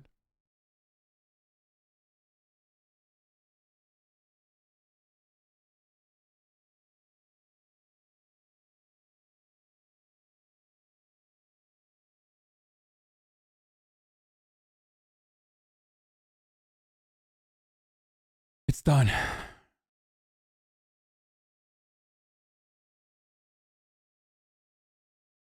I think it's time for them to do that. If I were to ever watch a new season of MasterChef, it would be 100% because of seeing it on your stream.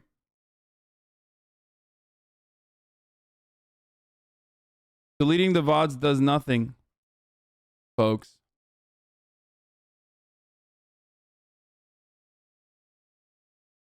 For the record. Let's see. Let's see how many Let's see how many of you fucking weirdo psychopaths are in here doing clips. Let's see. Hasan has a message from Pluto. Twitch staff. The MasterChef Meta on Twitch is ending. Twitch staff informs Hasan react content. Pluto messages Hadan. This guy was so horny that he didn't, to be the first clipper, that he wrote Hadan. Because for a lot of you in here, this is it. You want to get fucking fake points on the internet. It's the saddest thing ever, bro. Please, okay? Please. HasanAbi gets a message from Twitch chat confirming that the MasterChef Meta is officially coming to an end. Pluto messages Hadan. Twitch staff informs Hasan MasterChef React content is officially has to end. Hasan receives a message from Pluto. Twitch staff. The MasterChef Meta on Twitch is ending. What happened? Did I die? Did any of you die? No. This is how it's supposed to work.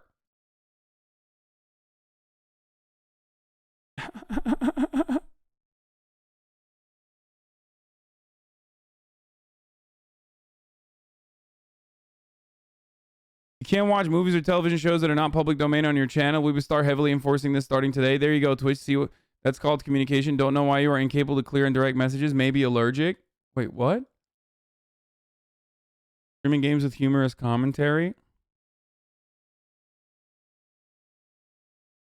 No, this didn't come from Twitch. People don't understand safe harbor laws, dude. This again, once again, all the LSF clippers, you're wrong. Okay? Get fucked, Hasan. Time for you to make your own content. Oh no.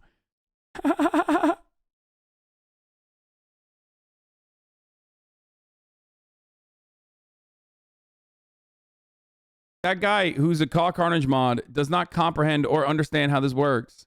Okay? Twitch can't even fucking take... You know who had the best take on this? Who's right? Okay? Who was it? Was it Atrioc who said that? I think it was Atrioc who was talking about it. I forget who it was. It might have been Atrioc who was like, listen, or I wonder if it was Stanz. Regardless, they were like, listen, Twitch can't fucking personally take responsibility for this because it would literally destroy their safe harbor. It would destroy their fucking safe harbor protection if Twitch was like personally enforcing it. Then they would have to personally enforce it for every single person, and then they would have to literally try to fucking figure out what every new channel that is like creating, just directly restreaming shit, would have to,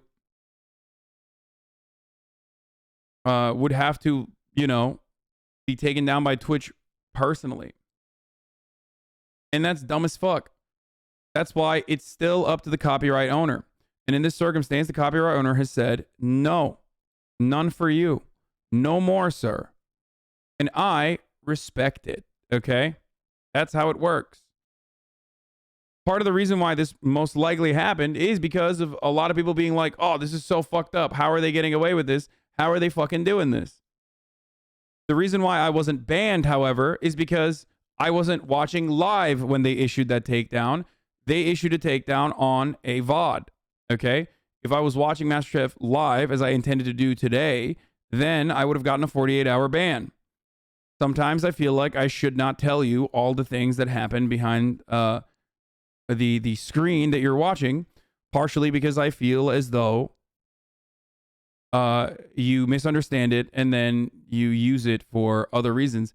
There's a million different ways and a million different things that we can fucking react to, and we will continue to. We're not going to speedrun the remaining Minecraft.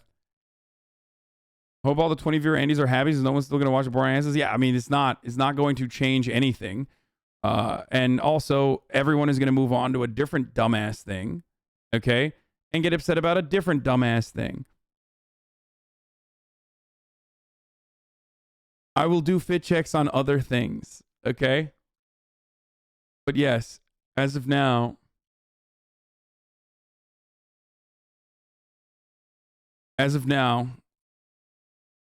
after this point, no more fucking MasterChef boys. Oh no. I will suffer disastrously for this. All right, let's keep going. I'm not saying that's how it should be. I'm saying that's how it is. This is a really good video on copyright. How do we fix it? What's up, world? It's your boy, Tom. Oh, come on. This video is sponsored by CuriosityStream and by this, my new Nebula streaming series that you can watch for free when you join. More on that later. Sell out. What's up, world? It's your boy, Tom Reacts. Let's see what this prat has to say. A few disclaimers before we start. While this video has been proofed and fact-checked by a team gotta of pee. legal experts, I'm not a lawyer. I'm going to be back in a second. Sorry, Tom Scott, I'm peeing. Yeah, I can tell that, mate. I'm also talking a lot about YouTube and Google, companies that I benefit from enormously. Google even sponsored an entire series on this channel last year. Chill. I'm friends with a few YouTube employees. Of course you are. So while all the words here are my own, YouTube don't even know I'm making this. You should know that if you're one of the outliers who's been screwed over by YouTube's copyright system, yeah, you will probably have a different view of parts of this. Although I hope you'll still agree with my conclusion. With all that said, enjoy the show. Get on with it. Not you.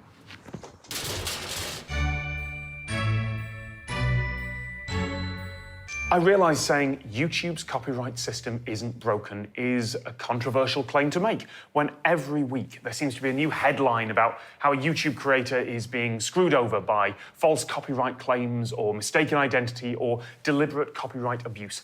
I'm not saying that the system is perfect. It's far from perfect, and I'll talk about that too. But I don't think it's fundamentally broken. In May 2019, a YouTube Minecraft player called Ollie had hundreds of his videos claimed by music label Warner Chappell using YouTube's Content ID system. His post about it made a lot of people righteously angry. He got permission to use a track from an independent composer as his intro music, and now a big corporation was claiming every video and taking all his revenue. Popular websites went so far as to claim that Ollie was the victim of outright theft, since 25% of his revenues were directed to Warner Chappell. But the follow-up wasn't seen by nearly as many people. Those claims were entirely legitimate. Yes, Ollie got permission to use that music from its composer, but that composer had sampled another piece of music that was owned by Warner Chappell without a license. So the permission that Ollie got was entirely useless. Warner Chappell was right, and Ollie was wrong.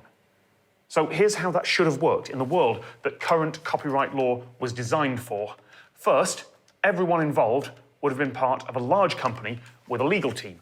Lawyers from the music label would have contacted the lawyers for the video company, and they would have said, what's going on? You didn't license that. And the video company lawyers would have gone, "Oh, I'm sorry. I had no idea. We bought that license in good faith from a third party. We should both talk to them." at which point the third company's lawyers would get a very worrying phone call. And all the mess would almost certainly have been settled out of court, maybe by backroom dealings, maybe by teams of lawyers sending formal letters to each other. That was the world that copyright law was designed for, because individuals couldn't make things that were viewed by millions without corporate support. You needed a publisher or a broadcaster or a huge production company, and those companies had lawyers.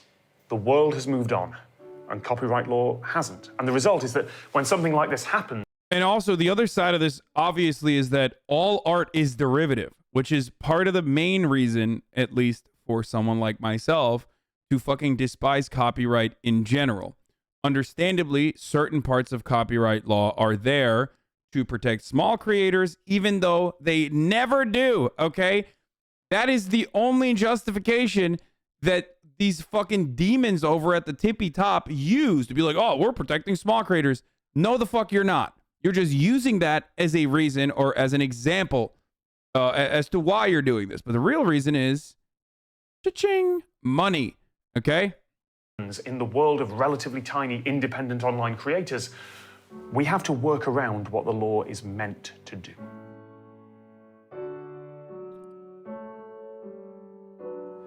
Music has two main copyrights. Baby ass take, legit 12-year-old brain. Yes, this is a baby ass take.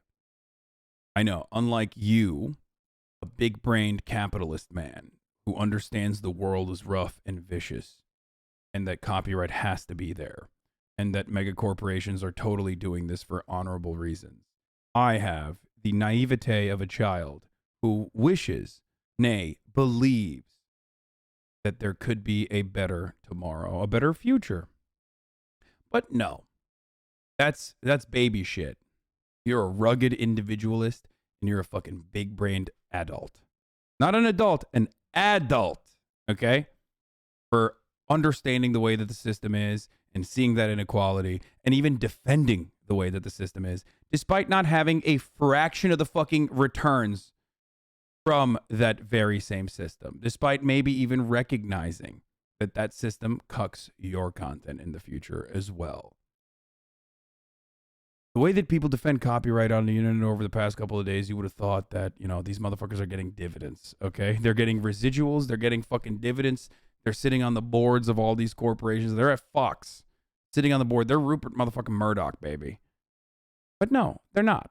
They're just angry fucking little losers. That's just the reality. Just like that guy is. First, there's the copyright on the composition itself, all the parts of a work that can be written down. So, lyrics and notes. And then second, there's a copyright on each individual recorded performance. So I can sit here and I can play Pachelbel's Canon in D without having to pay any licensing fees, because Pachelbel died in 1706 and his work is now in the public domain, in the pool of works where the copyright has expired. His music is now free for anyone to use without payment and without credit, which is brilliant. But if I'm not playing it, I'm actually using a modern recording of it, then it doesn't matter that the composition is in the public domain. Someone has added their own hard work playing it, along with the work of a production team making it sound good, and that recording is under a separate copyright that needs licensing to use in a video like this. Songwriter after songwriter after songwriter has used Pachelbel's Canon in D to the extent that it's now a cliche, and no one's had to pay Pachelbel or his family a penny in centuries. But that doesn't mean any of the modern songs based on it are in the public domain. There is new work there, and I can't use those modern songs in this video to demonstrate that unless I'm actually criticizing them. You also literally don't even know. Half the time, and this happens with classical compositions a lot, I'll play classical music on here, even though I'm very careful about DMCA for obvious reasons, right? And I don't ever play like fucking music on here because they're really aggressive with their with their pursuits and enforcement of copyright. Sometimes when you play a classical composition, it's made by a modern composer, and you don't even know it. You think it's fucking copyright, right? All of a sudden, fucking boom, dude. You're clapped. You could get clapped. That's insane. On that point, Maroon 5's Memories is an infuriating composition that uses the start of the melody of Canon in D but never resolves it, which means that it has the same stuck-in-your-head effect as the jingle from Alfred Bester's The Demolished Man, and I hate it. Coolio's See You When You Get There was a lukewarm lead single from a third album that obviously did far better with a naive world audience than it ever did with its actual target market. There's a reason it went platinum in New Zealand. And The Farms All Together Now is actually a pretty good song, despite the incongruity between its subject matter and its style, but it's been completely destroyed by repetitive and unnecessary cover versions and football chants. Criticism and review, there we go. That is the sort of thing that's considered fair use under US law and fair dealing under the much more strict UK law. But I had to censor the album art of those songs because I wasn't criticising and reviewing the art, and the art is covered under separate copyright.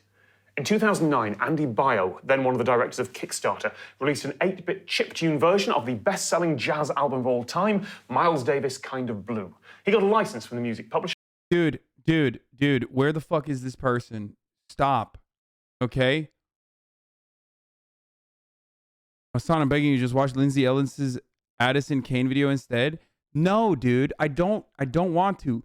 And I don't care if he's pro-copyright in the end. We're watching him describe the fucking the steps of how copyright works, okay? Ultimately, I'm not completely anti-copyright anyway, okay? I hate copyright in its current form, but if copyright was created to intentionally protect small content creators from being abused and used, okay?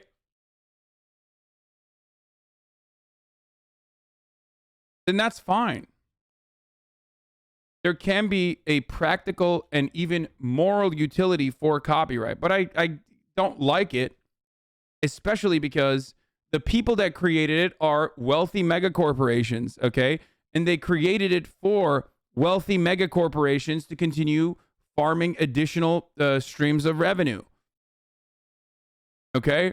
That's it. He called it Kind of Bloop. It was all above board. But he settled out of court for more than $30,000 with Jay Maisel, the photographer who took the iconic photograph on the original album cover. Kind of Bloop's album art was a pixelated version of that album cover. Bio thought it was fair use. Maisel said it wasn't, and Maisel had lawyers.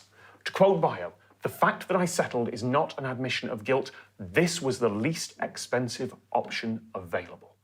Because copyright lawyers and copyright lawsuits are very, very expensive. Expensive enough that that isn't the album cover. That is a stock photo that looks kind of like the album cover because I am taking no risks. I don't know if that pixel art was fair use. If someone took your greatest work, ran it through a pixelation filter and then sold it, I don't think it's entirely unreasonable to think you've been ripped off. The line of fair use is very fuzzy, and both sides can have very strong and conflicting arguments. This is the reason why I think it's like kind of fucked up in its entirety, though, because it's like, again, it goes back to the argument that all art is derivative. And then we arrive at NFTs, which is, you know, this video was made, I guess, around the same time NFTs came out. So I guess he could have a criticism on NFTs as well in this. But anyway, let's keep going. That's the job of the courts to solve, if both sides can afford it. And there wasn't even a music video involved there. That is a whole separate problem. There is something called a compulsory license for selling and performing just music.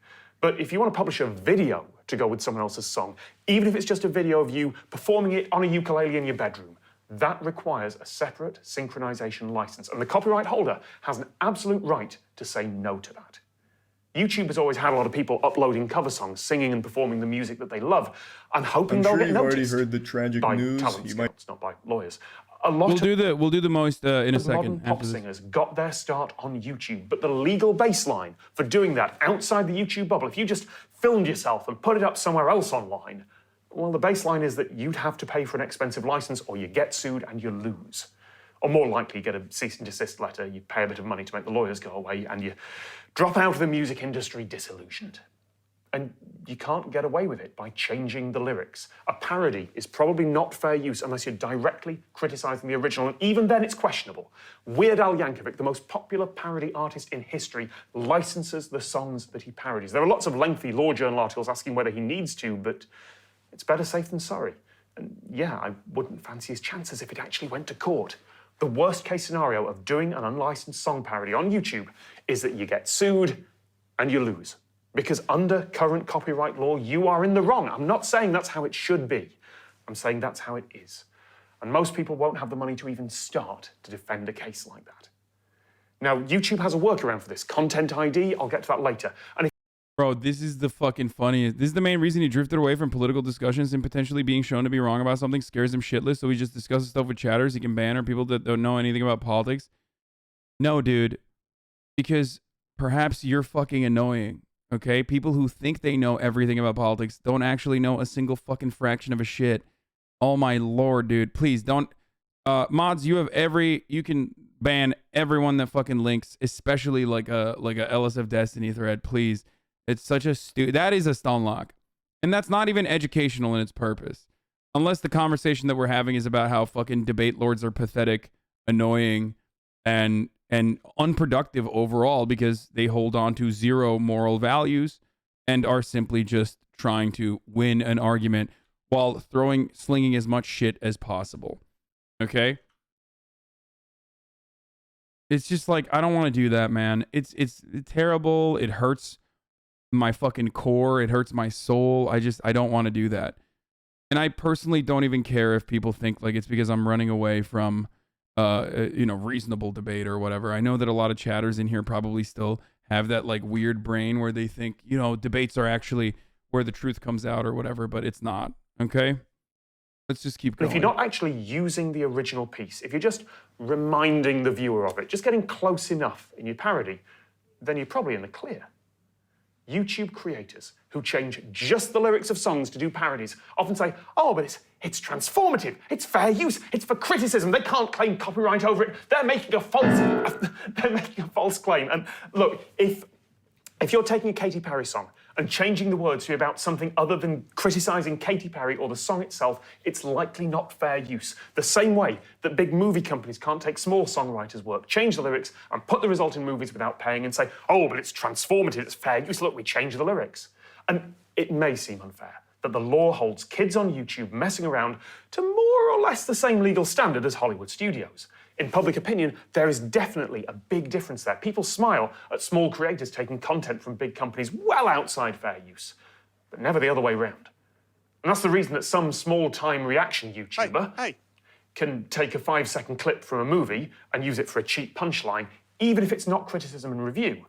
But I'm damn sure if a movie studio took a clip of a reaction channel's video and used it in a film without permission, there would be lawyers lining up to take the case. Yeah, you're right. This is 100% true as well. So when I was at the Young Turks, this is something that we learned, which is that technically, even when you are literally using a fucking, I don't know, using a song or using a fucking type, using like a 5-second clip from a movie or using a 5-second clip from like a CNN article or whatever the fuck, you absolutely are like unless you are directly criticizing like the style that the commentary on CNN is engaging in, you are technically not doing fair use.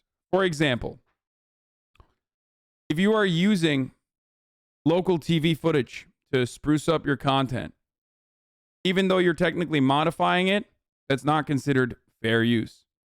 Okay? That's not considered fair use. Unless your video is about how local TV is reactionary and you're showing a piece of footage from local TV to say, look how reactionary they're being by choosing this specific frame to film. Okay? Just make your own content, lazy bum. Suck my dick. That is the dumbest person on the internet. This person literally spent a 42-minute video describing how complicated this process is and how the things that you understand as people making their own content, every single one of your fucking favorite content creators is technically in violation of copyright because of the way that the copyright laws are quite literally structured and created. And that is kind of the entire point of this video, but you're too stupid to wait for this video to fucking finish, and you have to come in here and just say, make your own content. No one would be able to make their own content if everybody enforced copyright in its maximum purpose, okay? This is my content. I own it. You hear that, Disney? Right. Remember, tomorrow I'm reacting to the new Star Wars trailer. Maybe there should be different treatment there. But in current copyright... So why aren't people shitting on XQC? Because they like XQC and they do not like me. Please stop asking this question. It's a very obvious answer. You already know the answer. And the reason why you're asking is so that I repeat it over and over again.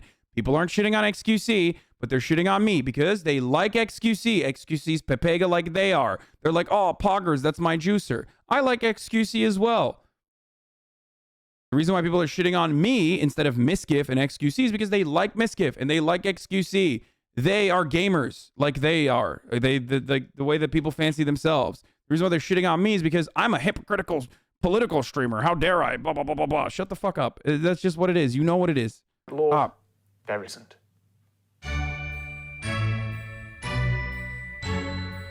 If you take a photograph off a stock image site or from some photographer's... No, I'm not victimizing myself. I'm just basically fucking telling you what it is, okay? People are asking questions, and I'm answering them. You watch a video, then talk like you made the video. The fuck out of here. Okay, I'm just going to start banning people. Flickr account, and you just copy it into your blog post or your company website, you might well get an email from a service called Pixie.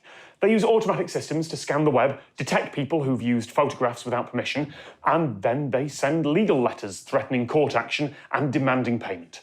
And legally, they are in the right. They're using strong-arm tactics, and they're in it for the money, and in some cases, they are threatening someone who has absolutely no idea about copyright and genuinely thinks that stuff on the web is free to take. There are lots of threads online with people going, what's happening? I didn't know. How do I make this go away?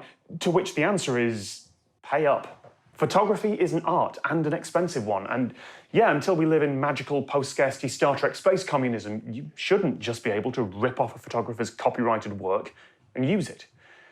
Except that... But we should be able to. And that's what the internet does. And that's kind of good.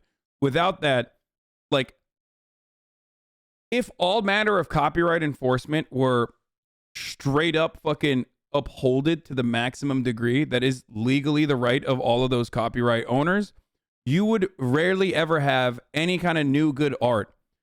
All you motherfuckers that cry about how the MCU is so boring now, or how you know, the Free Guy movie kind of sucked because it's just all a flex on IP, or Space Jam 2, which was another IP flex. That's where we're headed towards, okay? Without the internet, like, there would be no memes. You love memes. You love emotes. There would be no emotes. There would be no memes, okay?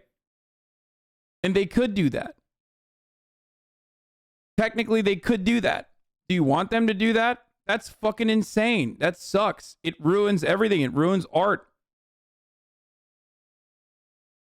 Yes, as a chatter also pointed out, perhaps most devastatingly, if copyright laws were enforced to its maximum degree, there would be no Overwatch porn. Do you want to live in a world where there's no Overwatch porn? I don't. No. That's what the internet does. A lot. Hey, I used to do it. It's gone from the internet now for obvious reasons, but when I was younger, I unashamedly took images and other stuff from the web and repurposed it because I knew hardly anyone would see it, even fewer people would care, and the worst case scenario was that I'd get a cease and desist letter. And if that happened, I might be able to cry censorship and get some publicity out of it. I've grown up since then, but there are a whole new wave of kids who have that same... So you're essentially saying these movies are all production companies showing off their NFTs and saying you may not screenshot? Yes. And I've already fucking addressed that part of the equation as well. You wouldn't steal a car is a meme that we make fun of, but technically it's not a meme when there's enforcement. And if you have a lot of money and you have a lot of power, and the centralized authorities, the centralized controls of power decide to side with you, then yes, you quite literally can't download a fucking car or, you know, use these sorts of movies and shit in your own creative way. So yes, that kind of enforcement is completely up to who holds the power, how much influence they command over those who own all the power, and how they decide to enforce it. That is what I'm trying to explain. Copyright is the same as enclosures, okay? It's just enclosures on intellectual property. That's all that it is, okay? There's no difference between the argument. It's just completely made up. It's something that we decided that we needed as a society, okay? That's it. People in positions of power decided commons, not for everybody, okay? I'm putting a fucking goddamn fence around this plot of land, and I'm going to put a flag on it, and it's mine now. That is what is known as enclosures.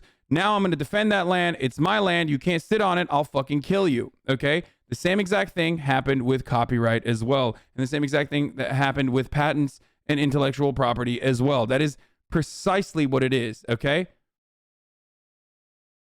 But people are, I think, closer to understanding why copyright is bullshit when enclosures have been just the way of the land for an incredibly long time that it's impossible to see a world or imagine a world without enclosures. Without land ownership, I mean. Philosophy. No copyright infringement intended. They'll say, I own nothing, all rights to the copyright owners, or this is transformative under fair use, as if just claiming that is some magic incantation that will ward off lawyers like waving a cross at vampires. I want to sue you now. No copyright infringement intended. No copyright infringement intended. Andras Arato from Hungary posed for some stock photography a few years ago. He doesn't have rights over his face or image in any of these photos. He signed those away as part of the photography contract. And while there is a discussion to be had about personality rights and the ethics of taking some random person's face and using it without context, that's not relevant here. What is relevant is the copyright on that photo.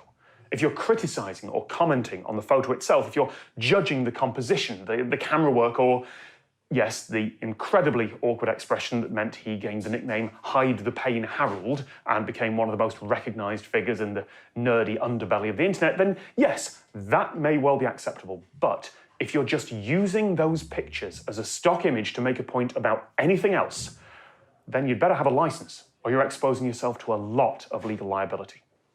When big publications talk about the distracted boyfriend picture, they license it. There is no exception under law for, oh, I just put it in my video as a quick joke.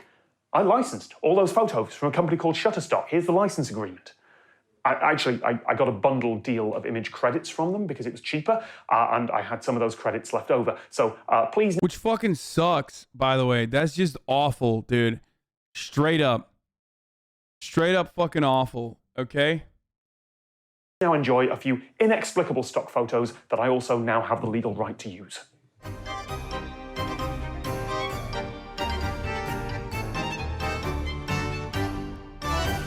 Anyway, the photographer who took that original distracted boyfriend picture was... For the record, here, let me do a little bit of meta-analysis here, okay?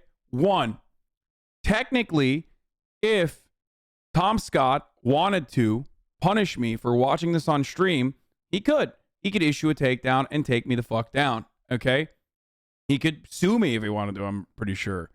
I'm certain that he wouldn't, because that would be rather ironic. But he would be, that would be in his rights. Not only that, but technically Shutterstock could as well. For me simply reacting, even if I was reacting to what Tom Scott is doing currently in a way that actually is within the boundaries of fair use, which you could make an argument that, like, depending on how this is clipped out on YouTube later down the line, that this could be a fair use usage, right? Okay, then Shutterstock could still be like, well, it's not a fair use to have the fucking meme that he got a copyright for, but you didn't. And they could do that to, technically, you as well.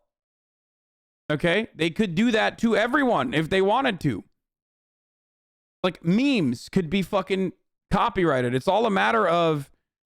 It's entirely just a matter of what they choose to do and what they choose not to pursue. Okay?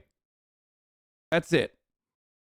Lol, react fire under content. React content under fire, huh? And you scared? No, I am not even remotely in any way, shape, or form scared.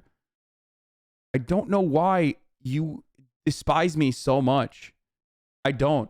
I truly don't understand. Because even in a situation where we're like personally fucking having a conversation about, you know, copyright content, like, and we're enjoying this and whatever, and we're like fucking learning from this shit, there's still homies in here who are like, haha, bitch, you're fucked in the ass now. Oh, they're coming. Are you scared? It's like, no, dude, why would I be? Why? And also, why are you the way you are? We thought Fox was letting MasterChef go on Twitch to promote their new shows, but they finally strike seeing backlash. And if the owner of Charlie Bit My Finger had the whole video taken down? Political guy plus soy voice plus hot. Stop banning people for nothing. Are you new here, motherfucker? Are you crazy? I ban people for way less than telling me who I can and can't ban. Get the fuck out of here. Oh, by the way, new bans. Your most viewers aren't even here when you react to TV shows. People are so obvious they don't even watch the stream. I know. And that's the other beautiful part about this, which is that when I first switch over to MasterChef, I go usually from 45K to 40K, and then a separate set of viewers come trickling in, and it rises back up to 45K. So there's like a swing. There's a different audience for different kinds of content that I consume throughout the day. So, but they don't know that because they don't watch everything. And even if they watched everything, they probably wouldn't recognize the analytics in the same way that I do. Okay? There's people that like click away when I'm fucking watching MasterChef. Because they're like, yeah, I don't give a fuck about that. News people that come to me come for the bulk of my content, which is news and commentary and entertainment.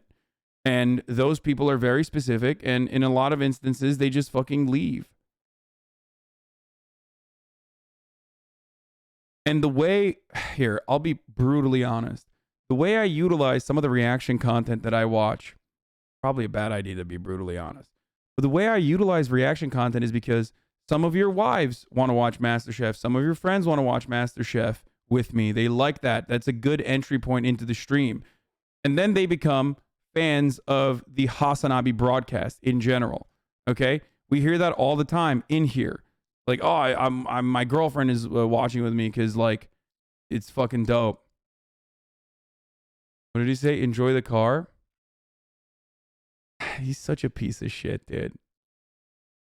He's trying very desperately to fucking draw ire from people, even though he's, you know, he's memeing. Okay? Not wrong. My girlfriend loved 90 Day Fiance, and here we are. Exactly. That's why I do a just major. That's why I do variety content, because I see that, like, variety content is very good at reaching out to different audiences that I usually wouldn't be able to. Okay? You should watch King of the Nerds, the reality Oibro show where the Nerf battle out and Nerd call each other. I literally started following you because of your Jubilee reacts, and here I am now. Exactly. It's just is a wide array of content. Okay? Some people like that, and then they're like, you know what? I want to see more of this. I want to see more of this this content. Anyway, regardless,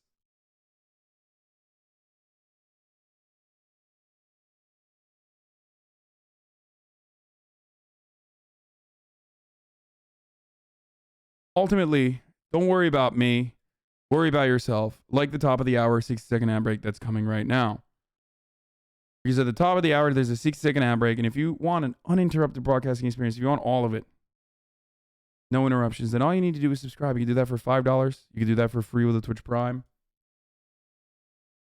You can do that by getting gifted a sub if you're lucky. Okay? But a 60-second ad break comes for you regardless. Why don't you use gaming content to reach a new audience? Because gaming is not a type of content but that brings in a new audience. If that was the case, then all these old gamers wouldn't be fucking complaining about React content on their gaming platform nonstop, okay? Homies with, like, exclusive gaming audiences are not able to cultivate an audience. There's, like, one person who can fucking game and maintain their audience, and that person's XQC, okay? So sorry. I do love gaming. I enjoy it. I enjoy doing it on my own. And I do it to, even when I, you know, punish my own self. That's how much I love it, but that's the reality.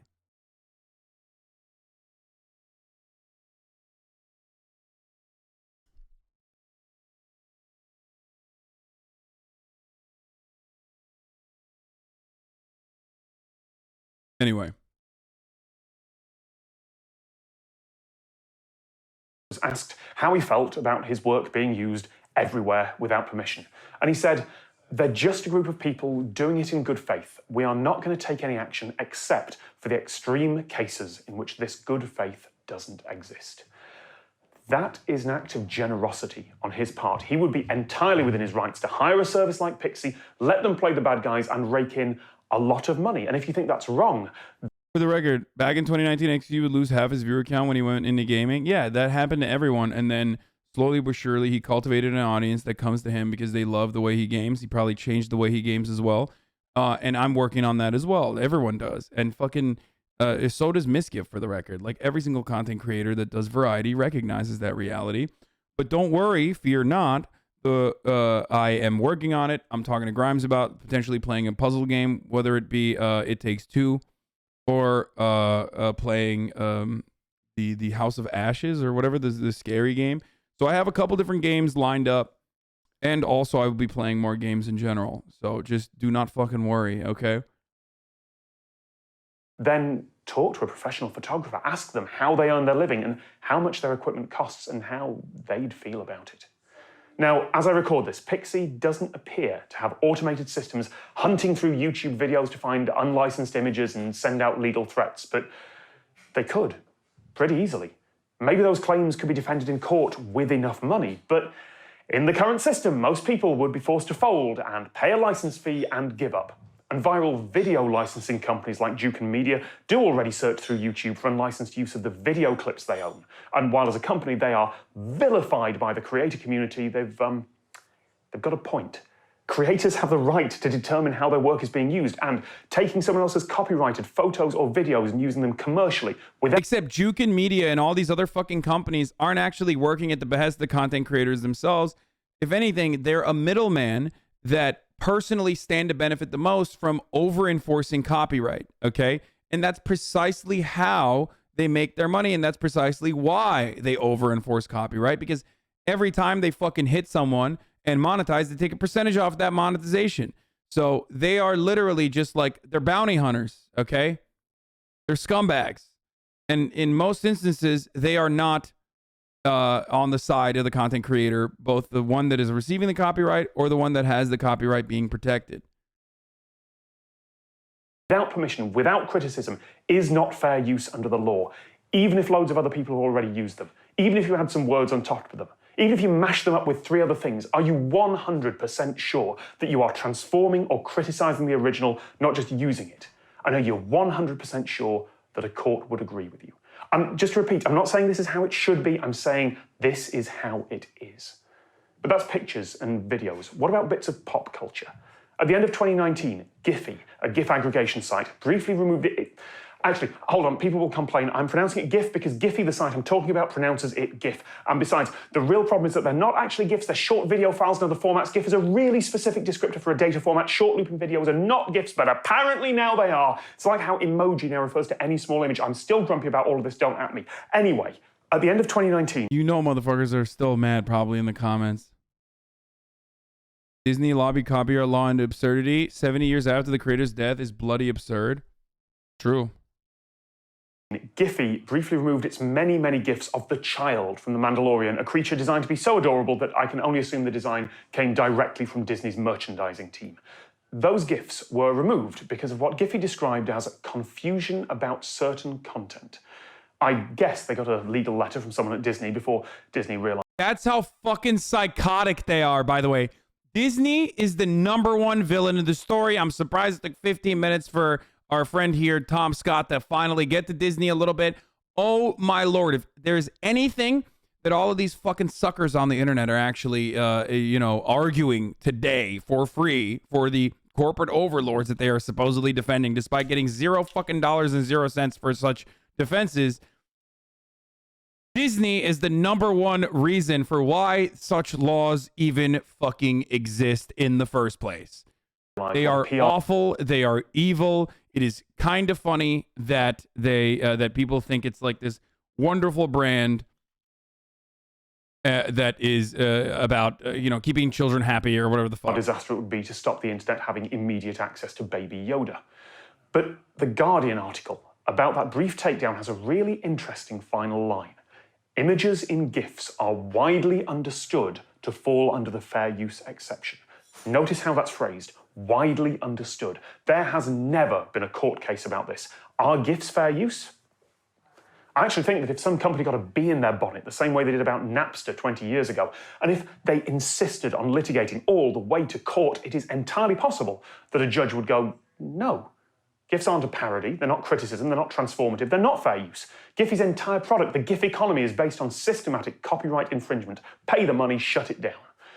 In practice, of course, it wouldn't get that far. Giphy would accept a cease and desist and take down what was complained about. It's just easier because, remember, they're not an individual creator or a small site. Giphy has an enormous office in New York with catered lunches and arcade games for more than 100 employees, based on a business model that is arguably copyright infringement. I am amazed that no big media corporations have looked at their money and gone, we can sue them for that. In the same way, uploading video game footage to YouTube is widely understood to be okay, but that's questionable. Yup. Whenever I fucking say this, isn't this just stealing Tom's video? Yes, it is. This is theft, okay? I am stealing Tom Scott's video right now. But you are missing the fucking point. You are literally missing the fucking point. Tom's entire video is currently describing why this kind of theft is arbitrary, and also on top of that would render it impossible to fucking make content if it was informed to the maximum degree. Why are you so stupid? We are currently watching a video about why that's fucking stupid to do.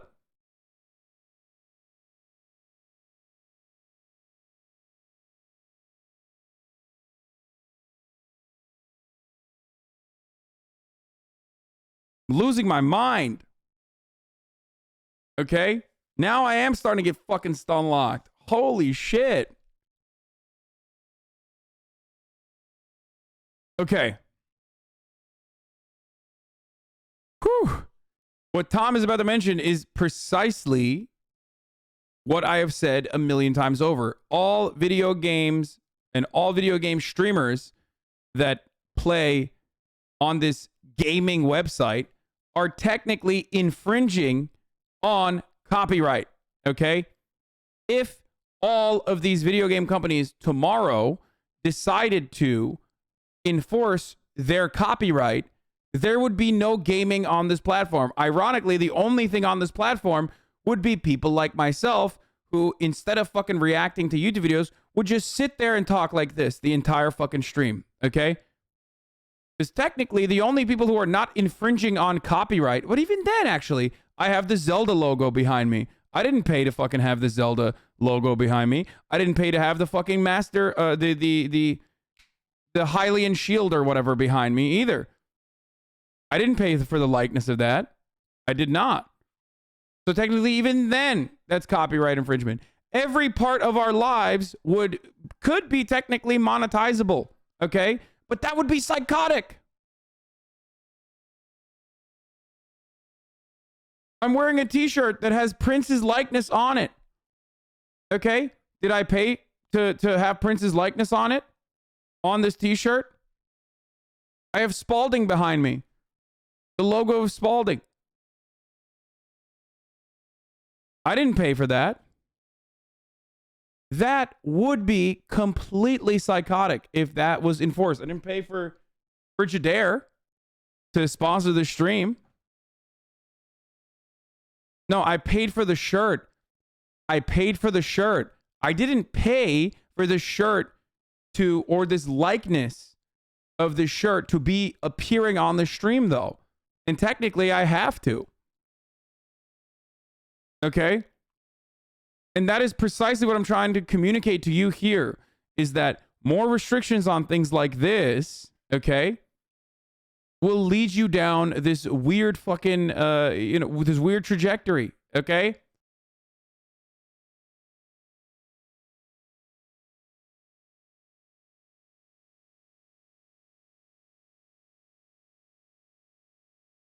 Physicality is the force of separation in copyright law that has somehow survived in the modern century.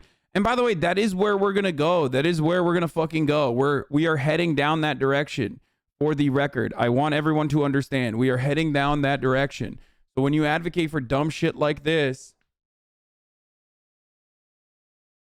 What? Hey, Hasan, I fucking hate billionaires, but why normalize this kind of content creation? I don't want you, but aren't you celebrating, say, Fox Network's billionaire network? Wait, what? Yeah, I don't even understand what you're trying to say here. Maybe if it's something like Minecraft, where there's a lot of original work, it could be. And besides, the license agreement that you accept when playing Minecraft allows streaming and most YouTube videos.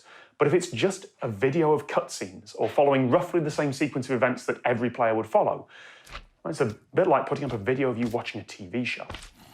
We've seen companies decide in the past that actually they don't want videos of their games online. It is very easy to make the argument that online streaming of games affects sales. And the impact on... Sounds like an issue is that the stream is monetized. If it wasn't monetized, it would be fine. No, that is fucking stupid. You are stupid and you are wrong. Even if the stream was not monetized, you would not be able to get away with it.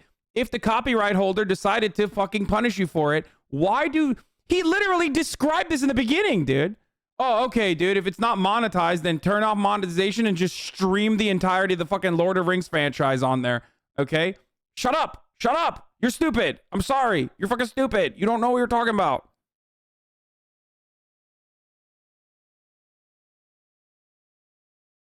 That's why when you watch movies or shit, sometimes they literally just have like a blank t-shirt. Or that's why they don't, on TV shows and shit like that, that's why they like hide whatever the brand is that you're drinking. Okay?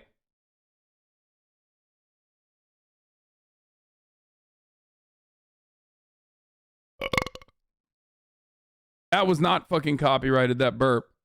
On sales is a key component in determining whether something is fair use. Sure, the games get some exposure, but exposure doesn't pay the rent. I didn't buy Untitled Goose Game and experience the beautiful artwork and immaculately timed comic set pieces myself. I skipped through a couple of videos so I could get the jokes, and then I moved on. I didn't buy Superliminal either. I just watched a video of someone playing it to get how it works, skipped forward to see how it ends, and then I got on with my life. And notice how he's personally fucking adding criticism and review right there. So this is the second part that I need to mention here. Notice how he's saying criticism and review when he's briefly talking about these video games, because technically this entire video is supposed to be like not subject to copyright laws, right? So the amount of work that he has to put in, if he was actually able to like use brief fucking parts, bits, pieces from video games, if he actually was to use that, what he would have to do is reach out to the fucking Goose Game Untitled video game company, the company that made it, and basically say, hey, can I use a bit and piece for this? That process takes a fuckload of time. That literally, like that actually gets in the way of making quick, rapid fire, funny memes and content like that. And even then, they could say no, for example. And some TV shows go through this process. They have an entire team of people to go through this process. Okay? I'm glad I did. The game mechanics are clever. Like, what I would have to do is reach out to Tom Scott, reach out to every single fucking content that Tom Scott has used personally, reach out to like 1,000 different people and be like, hey, can I technically use this in my stream as I'm restreaming Tom Scott's stream? Even though Tom Scott said, yes, you can restream this, it doesn't really matter. I would have to go through the steps of like literally going to the Untitled Goose Game guy and being like, hey, can we do that? Hey, I'd have to go to Pillow Castle, Superliminal, and be like, can we actually watch a 3-second clip? And that is psychotic. That is not something that you would ever be able to do. And that's not something that you would want as a content consumer, okay? That's the problem. And that's the point, okay? But the ending is unsatisfying. Or maybe I just think that because I watched someone else play it. And that someone else who provided a substitute for the original product made money off that, either from advertising or streaming donations. Now, video game streaming might be fair use if you've got someone constantly criticizing and reviewing the work as they play it. Not just talking about it or not just, repeating what they're saying in the game or saying hi to the chat, like actively criticizing. Maybe. It would be up to a judge to decide, and no one wants any case like that to get to court because somehow we have an entire industry based around something that is very possibly copyright infringement, but which most video game publishers are just going along with. Perhaps because they genuinely think it's a good thing, or perhaps... And it is. It is a good thing. It is genuinely a good thing, and because, as he's about to say, Nintendo tried this and got literally clapped up by every single motherfucker on the planet for doing this early on, okay? Because they've seen the backlash that happens when horrible gamer children are suddenly denied something they think is their right. I don't know. It does seem like Tom is not like really on the side of maybe not full-blown abolition of copyright, but like definitely, releasing the restrictions. The more I hear it, the more I feel that way. Hey, this is transformative. This is definitely fair use. Would you do this to a Marvel movie, though? No, mate, they'd sue me for every penny I've got. Exactly.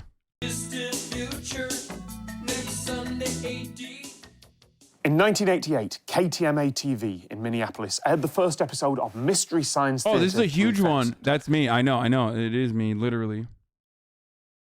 Which was basically a reaction channel.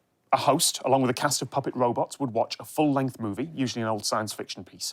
They'd be in silhouette as if they were in the row of cinema seats in front of you, constantly cracking jokes about whatever was on screen.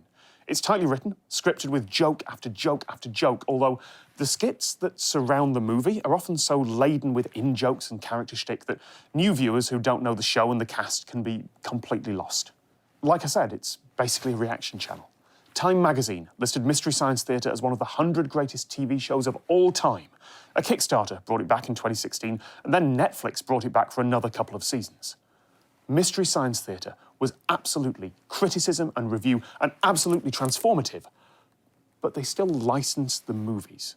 Anything that wasn't in the public domain, they negotiated and paid for because, yeah, playing out someone else's entire movie just with wisecracks over it, probably not fair use. And even if it was a studio... Some of the idea people should get paid when they use other people's content without their permission. Dude, hold on. Here. You use someone else's content without their permission. You use someone else's content without their permission. You use someone else's content without their permission. Again, you have already used someone else's content without their permission. That's actually completely unacceptable. That is really, really fucked up. That's unacceptable. That's really fucked up. Why would you? Thank God I'd ban burkas. Well, you're getting banned now. It's not the same. It is exactly the same. You do not want to live in a world where copyright is enforced in the way that it is supposed to be. So shut the fuck up. Why? Why?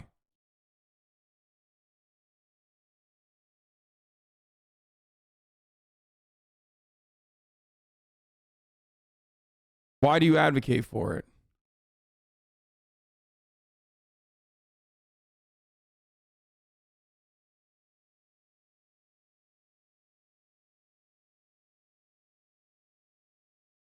For the record, making money is not the only way that a copyright could be enforced.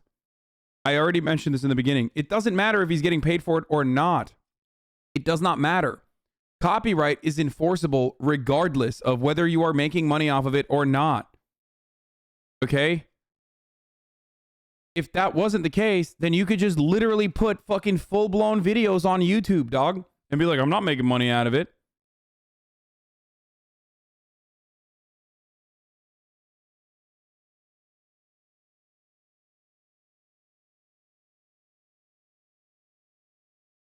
Yeah, font is copyright.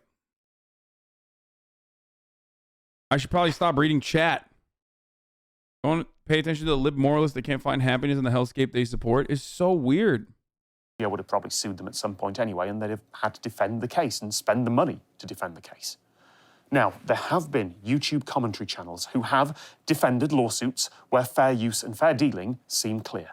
H3H3, an often controversial reaction and commentary channel, won a very expensive lawsuit that was brought by someone they criticised. They were very happy about the result, and they shared that with their fans in a way that pretty much sums up why their style isn't for everyone. Good job, Bela. Good job.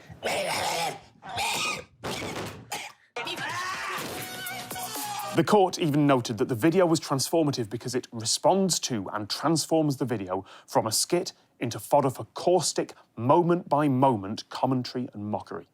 The judge's decision goes into the balancing factors of fair use in depth, but the most important bit is a little bit further down.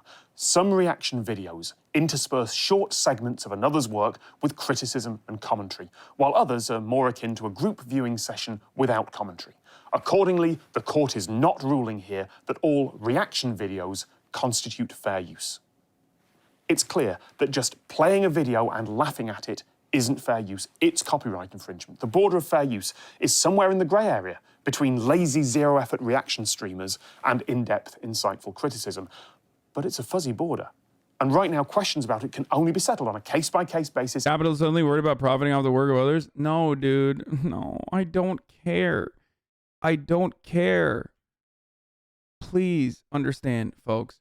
What got me to this point is because I am not fucking static, okay? I can move with the punches. I can move, I can duck, I can dive, I can change.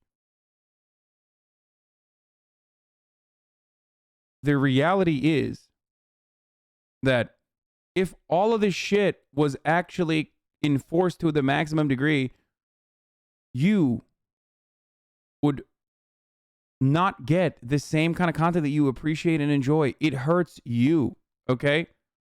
It hurts you. I'm fluid as a motherfucker. I'm like water, dude. I'm Bruce Lee.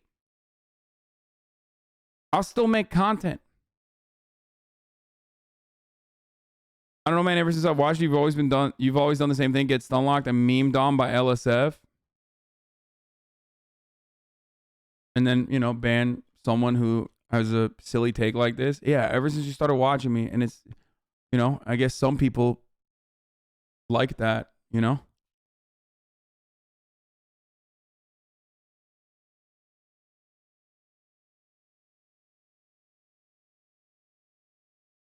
In an expensive courtroom, because yeah, there is one thread throughout all these examples. Under the current system, it often doesn't matter who's actually in the right. Even Can you dodge a wrench? Then you can dodge a ball. Boom. Copyrighted. That's currently copyrighted script. That's a joke that you stole from the famous work Dodgeball. You are currently, you must remove your comment immediately lest you face legal persecution, because you are currently stealing someone else's written intellectual property. My lawyers, well, not my lawyers, the lawyers of the Dodgeball Andy movie will, you know, be in contact. Even if the answer to is it fair use is clear, it's actually about whether you can afford to defend a case. You could be 100% sure it's fair use, but unless you're prepared to spend the time and the money to actually fight that in court, it doesn't matter. Which brings us to how YouTube worked around this.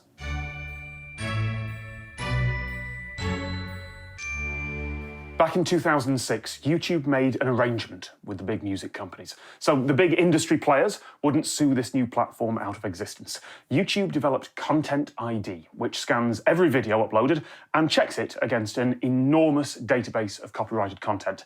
If there's a match, everything works completely outside the usual copyright system. All those worries about synchronization licenses and publication rights, all that law is effectively replaced with two contracts, one that's private between YouTube and the big media companies, and one that's in the terms of service that you agree to when you upload your bedroom vlogger video to YouTube.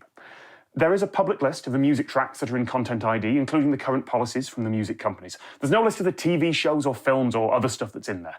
Mostly, the copyright owners just put adverts on the video. Sometimes they do block it entirely, but those policies can change at any time, and if you do something they particularly don't like, it doesn't make you immune from lawsuits or from formal takedown notices under a law called the DMCA. The way you're implying copyright works with quotes and stuff isn't how it works at all. We get you're mad, you can't be lazy and react, but knowing you'll just keep reacting anyways like you are right now to a video saying your content isn't fair use, Lamau. Yes, me actually currently personally reacting to Tom Scott's video is quite literally a perfect example of why people are not over the top with copyright. That is quite literally what is happening right now, okay? I hope you understand that we're currently watching a video about how ridiculous copyright can be if implemented to its maximum degree. I'm also additionally adding stuff on top of that to the video itself, okay? And technically, that is a violation of copyright, as I've mentioned numerous times over and over again. But very likely, Tom Scott is not going to persecute me for this. And therefore, it does not matter. Do you understand? No, you don't. You don't understand anything because you're a fucking baboon. That's why you don't. You're just angry. You're an angry fucking ape. And you're in my chat trying to get a rise out of me, successfully so, before you go back into nothingness and have an entire month where you can't even turn around and fucking ask for forgiveness to be unbanned.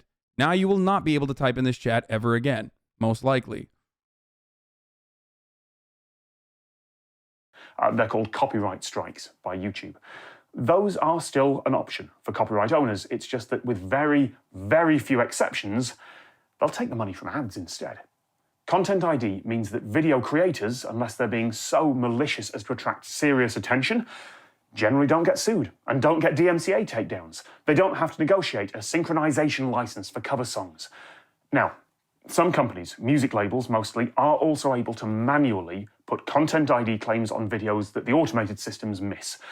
That is an avenue for abuse. And so is the manual appeals process that's meant to kick in if the automated systems have flagged something that really is fair use, like a review or a brief incidental snippet of a song that was playing somewhere as you walked by. Often, the appeals... By the way, that literally was going on, for the record. That was happening with music, because the music industry is dog shit, okay? They're fucking dog shit. And remember, Jake and Bake Live, straight the fuck up, was getting clapped. And there were, even then, dude, there were still people, now that I remember, there were still people being like, well, yeah, in a normal fucking setting, in a normal studio setting, if you're trying to do a live stream, you're not supposed to have any fucking music playing in the background. And it's like, dude, you're literally, we're not talking about what the legal boundaries are, okay? We're talking about the morality of it. And more importantly, we are talking about whether it's fun or not, okay? Whether it's content or not. You are cucking your own content by abiding by very, very weird restrictions that mega corporations has placed upon us. It is so strange, dude. It is such an incredibly fucking strange thing to behave this way. Process does work, but give a corporation an inch and they'll take a mile. Making decisions about fair use and copyright is meant to be handed over to experienced, trained people who can give nuanced judgments. But from the stories that have come out over the years, it looks like it's mostly subcontracted out to the lowest bidder, with enormous decision-making power given to people whose job is just to run through the backlog of appeals as quickly as possible and make snap decisions, knowing that very few people will actually be able to do anything. To those that say he's being hyperbolic, this is straight from an IP lawyer. If you draw a picture of a copyrighted character for yourself at home for no money that you never show anyone, that is illegal and you can be sued. Obviously, no one would do that, though. That would be fucking psychotic. And it's the same goes for GIFs, right? Disney tried to do that, as Tom described in the beginning of the fucking process, with Giphy, okay? And then they realized, well, that's insane to do. But they can do it. So obviously, just because something is the law doesn't fucking mean that it's appropriate. Actually, I don't know how you can. I'm pretty sure you can like technically recreate the fucking art yourself. I don't think you can just like, you know, put it on a t-shirt or some shit.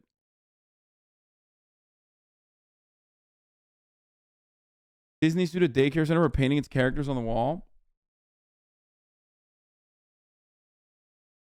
Nobody cares about the morality of copyright law. What the fuck? Nobody wants copyright to be enforced. The whole gripe is not wanting streamers to draw attention of more companies to be aggressive in pursuing DMCA strikes.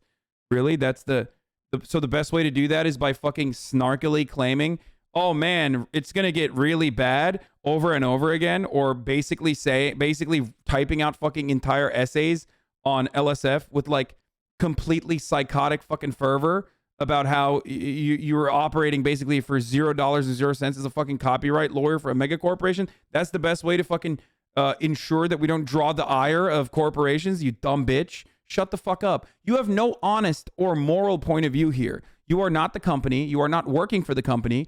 You're just fucking angry, okay? And that's fine. It's okay to be angry. In most circumstances, however, you angrily fucking lash out at shit without comprehending that it's actually going to hurt you in the long run, okay? It's going to cuck your own content that you like to do, that you like to enjoy. You are drawing more attention to it by literally being like, this is going to draw more attention to it. That's so stupid. People were adding the networks. There's a very high likelihood that, like, look, XQC watched every fucking, yeah, and then just take the L over and over again. That's my other favorite thing. Just take the L, bro. Yeah, dude. How about this L, though? How about this fucking L, idiot? There you go. Hasan is banning all kinds of fucking incredibly important criticisms that are made in good faith on a stream. Yeah, well, guess what? Sucks to suck. XQC was able to watch MasterChef to hundreds of thousands of fucking people literally for months. Why are people getting takedowns now, you think? Huh? Why? He was able to watch it for months. Why are people getting takedowns now? Why did that happen? I thought when you watched it, it was actually also platforming it, and it was also snitching on yourself. How did that happen? How? Motherfucker watched literally season 1 through like 8. It's not because of just Lud. It's because everyone got up and whipped up a fucking frenzy, which then actually got the attention of the corporate overlords. Okay? That's how this works.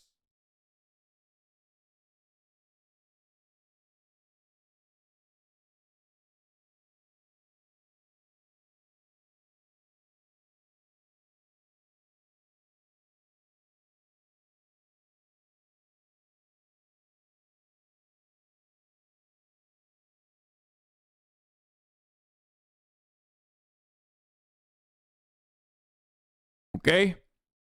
Result.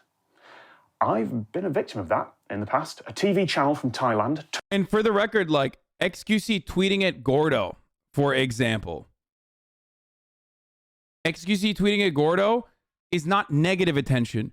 XQC, as a matter of fact, partnering up with Gordo is positive attention. It almost shows that, like, it doesn't even fucking matter. Like, they don't care that people are watching this shit, okay?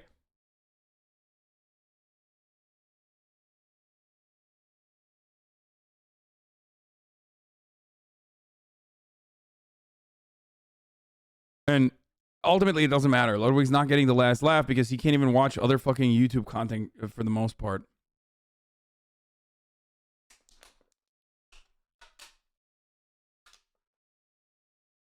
Took one of my videos, played it out without permission in one of their big television shows, and then put that entire television show into Content ID. I got a Content ID hit on my original video from them, and that took a long time to sort out. And I never found out, in the end, whether that channel kept their access to Content ID or not, because yes, companies that abuse it should have it taken away from them. But of course, if YouTube does that, then they fall back to the legal default position.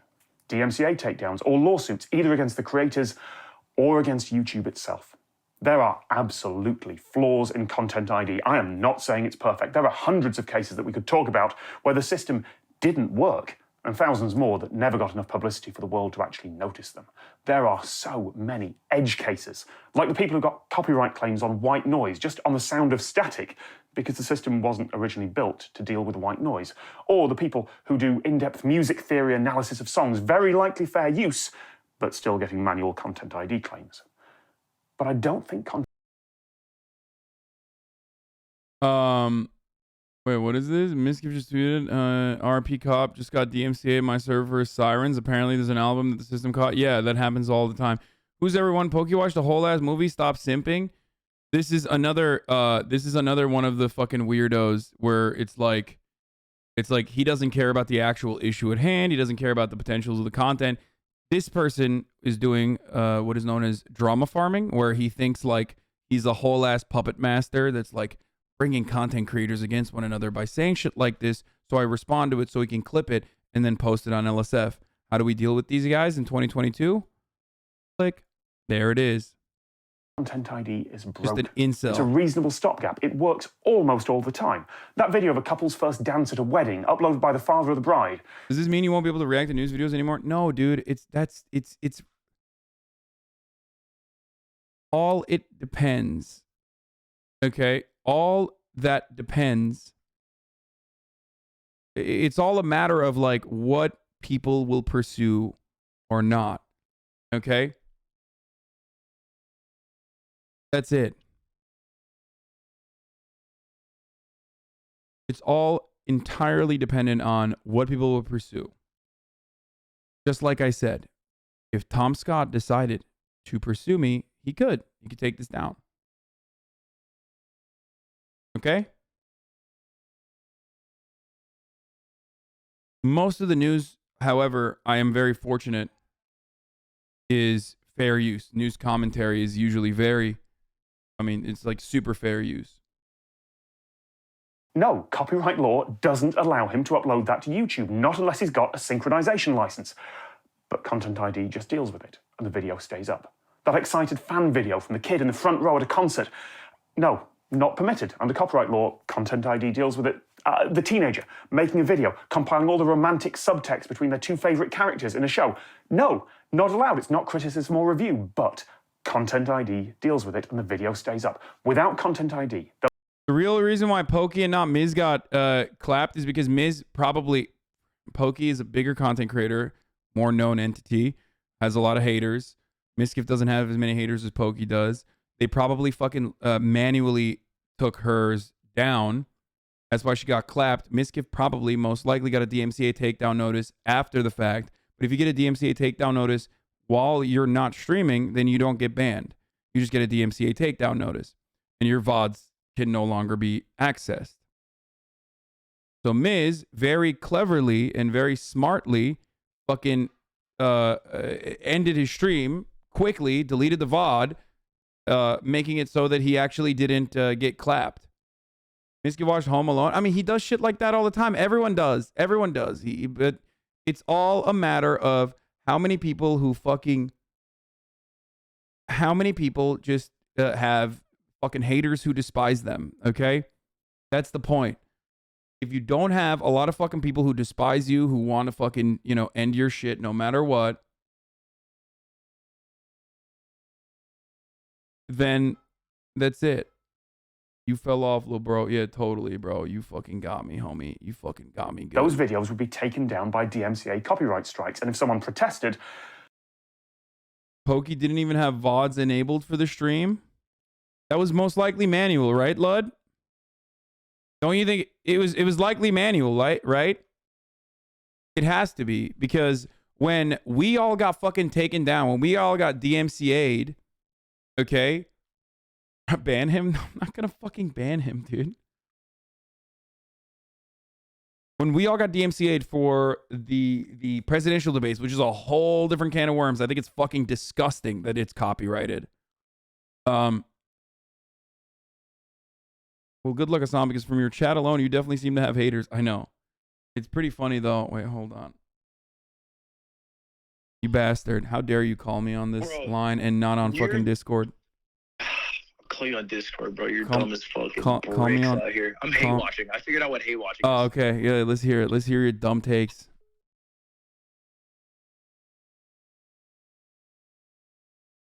He just wants you to watch the video for engagement? Oh, I know. Snitch wig, dude.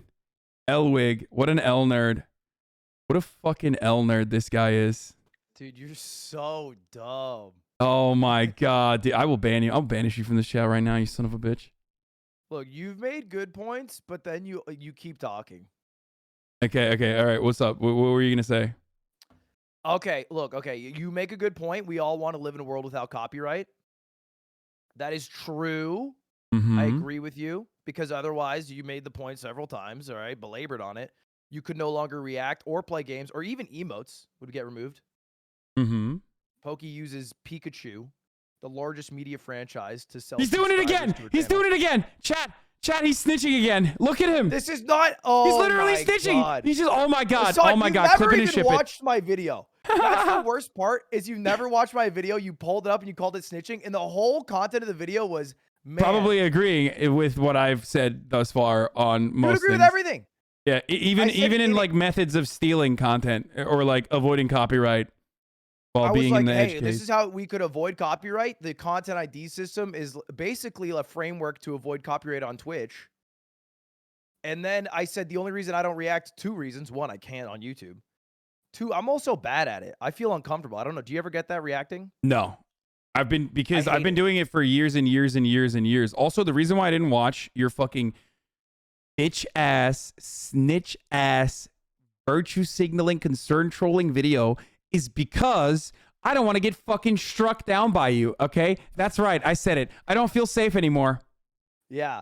I don't feel safe. I feel like you're gonna take me down. You're gonna do a DMCA notice. Dude, I would take you down, and I will eventually take you down. You have my extension on your browser. I see it. I'm gonna take you down. Yeah, no, the other day I was confused as to why your face kept popping up whenever you're live, and I was like, "What the fuck? Is he live on Twitch?" And then I kept clicking on it, and it would just go to your fucking offline page, not realizing that it's the extension that you downloaded on my browser. It's a good extension. Check it out, Mogul TV. Wow, look at him! Look at him.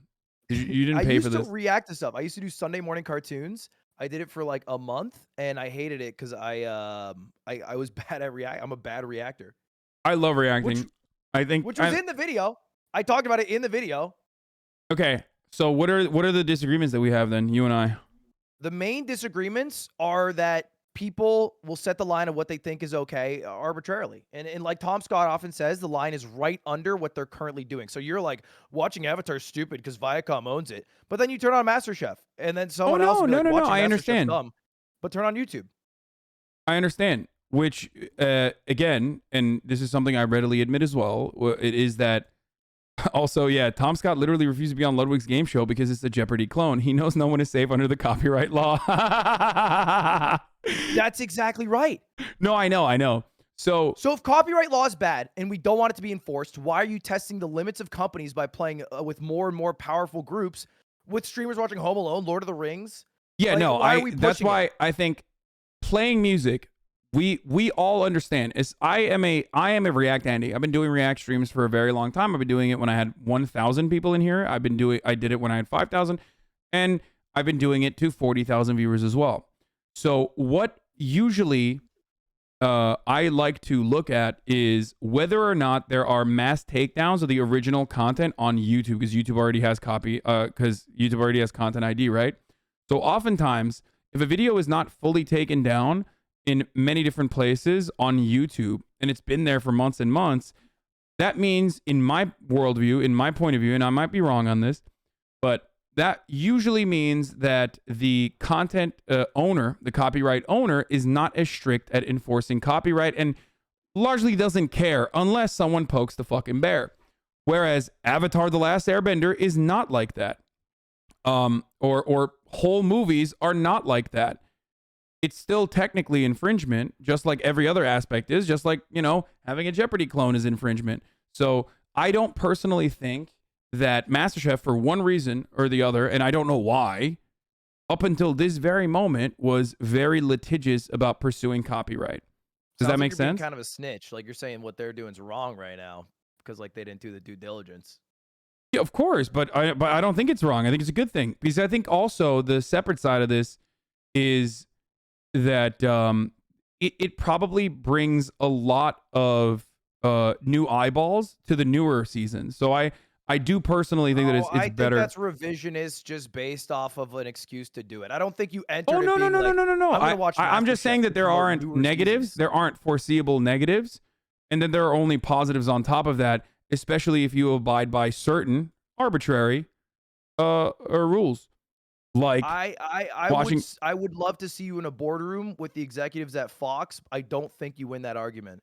But I think the argument doesn't matter because they ultimately win because they are the copyright owners, right? But what I'm simply stating is I look at it like video games. You and I both understand that video games are enforceable copyright, technically. Yeah.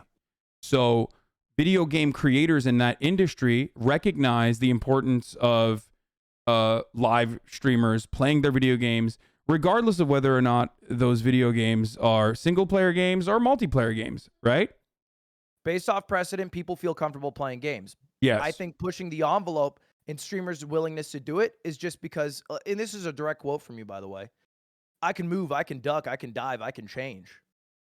Yeah. You know that if you got banned for something, you could easily bounce back, probably grow larger like you did from your last ban. So it doesn't matter for you. You're still going to be a huge top No, but the ban sucks, especially if it's a 7-day ban. But what I was saying is, like, I can duck, I can dodge, as in, like, if they made it harder for me to create content in the sense that, like, they were truly utilizing copyright to its maximum intentional reasons why they created the copyright to begin with, I would still be able to stream. It would just suck. It would be less good. Because you're already a top creator and you can easily bounce back and adapt. It won't hurt you. You'll be fine. The public attention from the ban will probably help you in the long run. This and then is, you'll be by the able way, to this is the bounce second other part shit. of the The second trolling. part Go on. is that the road you're going down is going to make the entire landscape of Twitch be like YouTube, which, let me tell you, fucking blows. The content ID, you don't want it. You don't want that smoke, especially because YouTube has a way I to agree. pay I think the it's content fucking terrible, copyright but it's holders. going to happen regardless. But if you understand that, then don't you think drawing negative attention to it is actually worse overall? Specifically, especially if you consider the fact that Trainwrecks was able to watch all the MasterChef seasons without any fucking scrutiny. Well, scrutiny, yes, but not like the same peak level of fucking negative attention associated with it. XQC was able to watch literally straight the fuck up, 10 seasons in a row. And then now all of a sudden MasterChef is a big problem after all of these, after everybody got whipped up into a frenzy.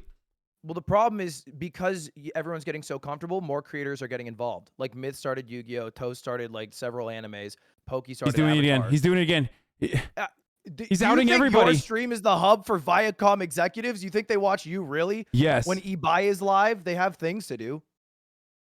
I don't know, man. The thing is, people are pushing it because they see so many other people doing it. Look, if you go to the fucking Russian category right now on Just Chatting, most of them are watching content, but it doesn't fucking matter because nobody is going to find them down there. Yes. If 20% of the top creators are watching just egregious copywritten content, and then more and more are getting involved because one, it gets views and it's the meta, and then two, what are they going to compete with? Fucking games? No shot. And it's only going to get worse and people are going to push it farther. Do you I think you're going to fuck yourself in the long term. Do you think that there is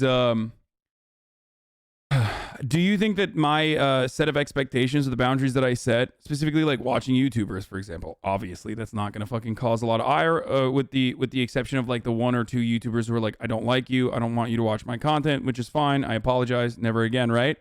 But watching certain things, albeit still a violation of copyright, is something that everybody does, and it's reasonable and it's understable, right? You and I are in agreement there, right?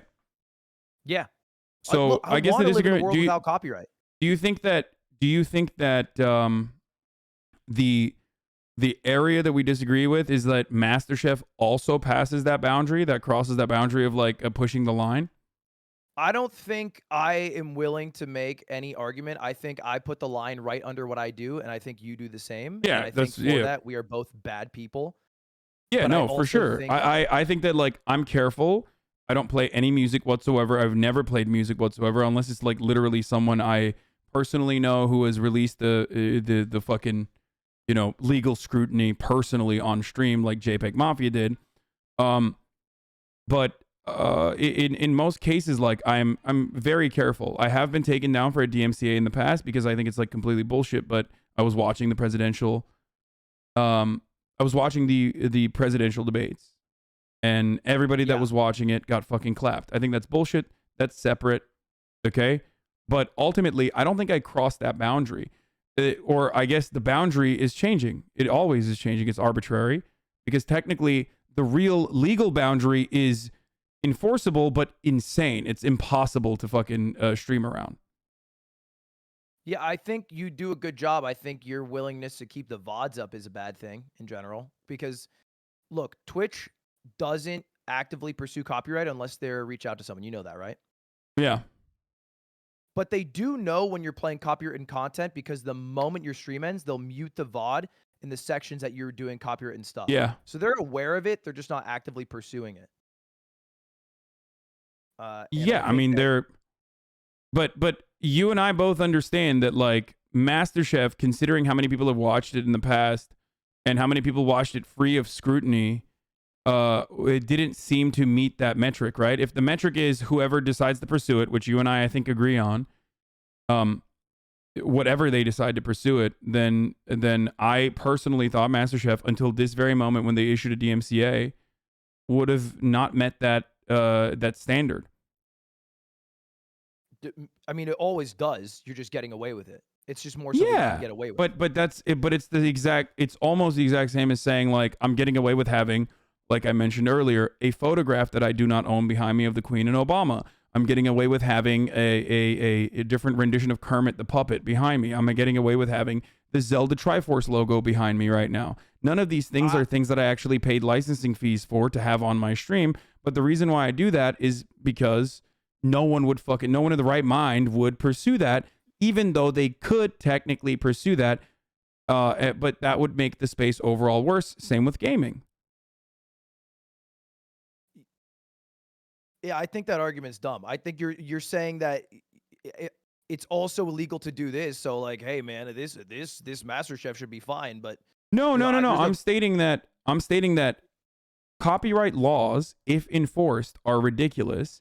Copyright laws, if enforced to the max, are ridiculous, of course. Yes. But copyright laws, as they're enforced from precedent from YouTube, which is literally going to be what happens to Twitch in 5 years, and probably sooner than that, based off what creators are currently doing, are still shit. And about like $3 billion every year are wrongfully taken from creators because of the Content ID system, which was put in place in direct reaction to the lawsuits that they got. Twitch is going to get lawsuits. You're going to have the same exact system put in place. And you're going to lose loads of income because and it's going to happen way sooner because how people are pushing the boundaries. I don't disagree with that. I do agree with that. I think it's inevitable. But you are saying that I'm pushing the boundaries when my boundaries are No, you're not pushing the boundaries. You're calling me a fucking snitch for saying people are pushing the boundaries, and like you're being like, "Oh, don't worry about it, guys. Hey, look." Well, yeah, because you were fucking, you were concerned the trolling. real problems. You're saying the real problems of people talking about it, not the people pushing the boundaries, is what you're doing. Because you're concerned. That's where you're dumb as bricks. Okay. Well, I'm farming you. I'm farming you. That's why. The problem was my 600,000 viewed video. Not I'm farming you. He gets 2 million unique viewers every stream, Hasan.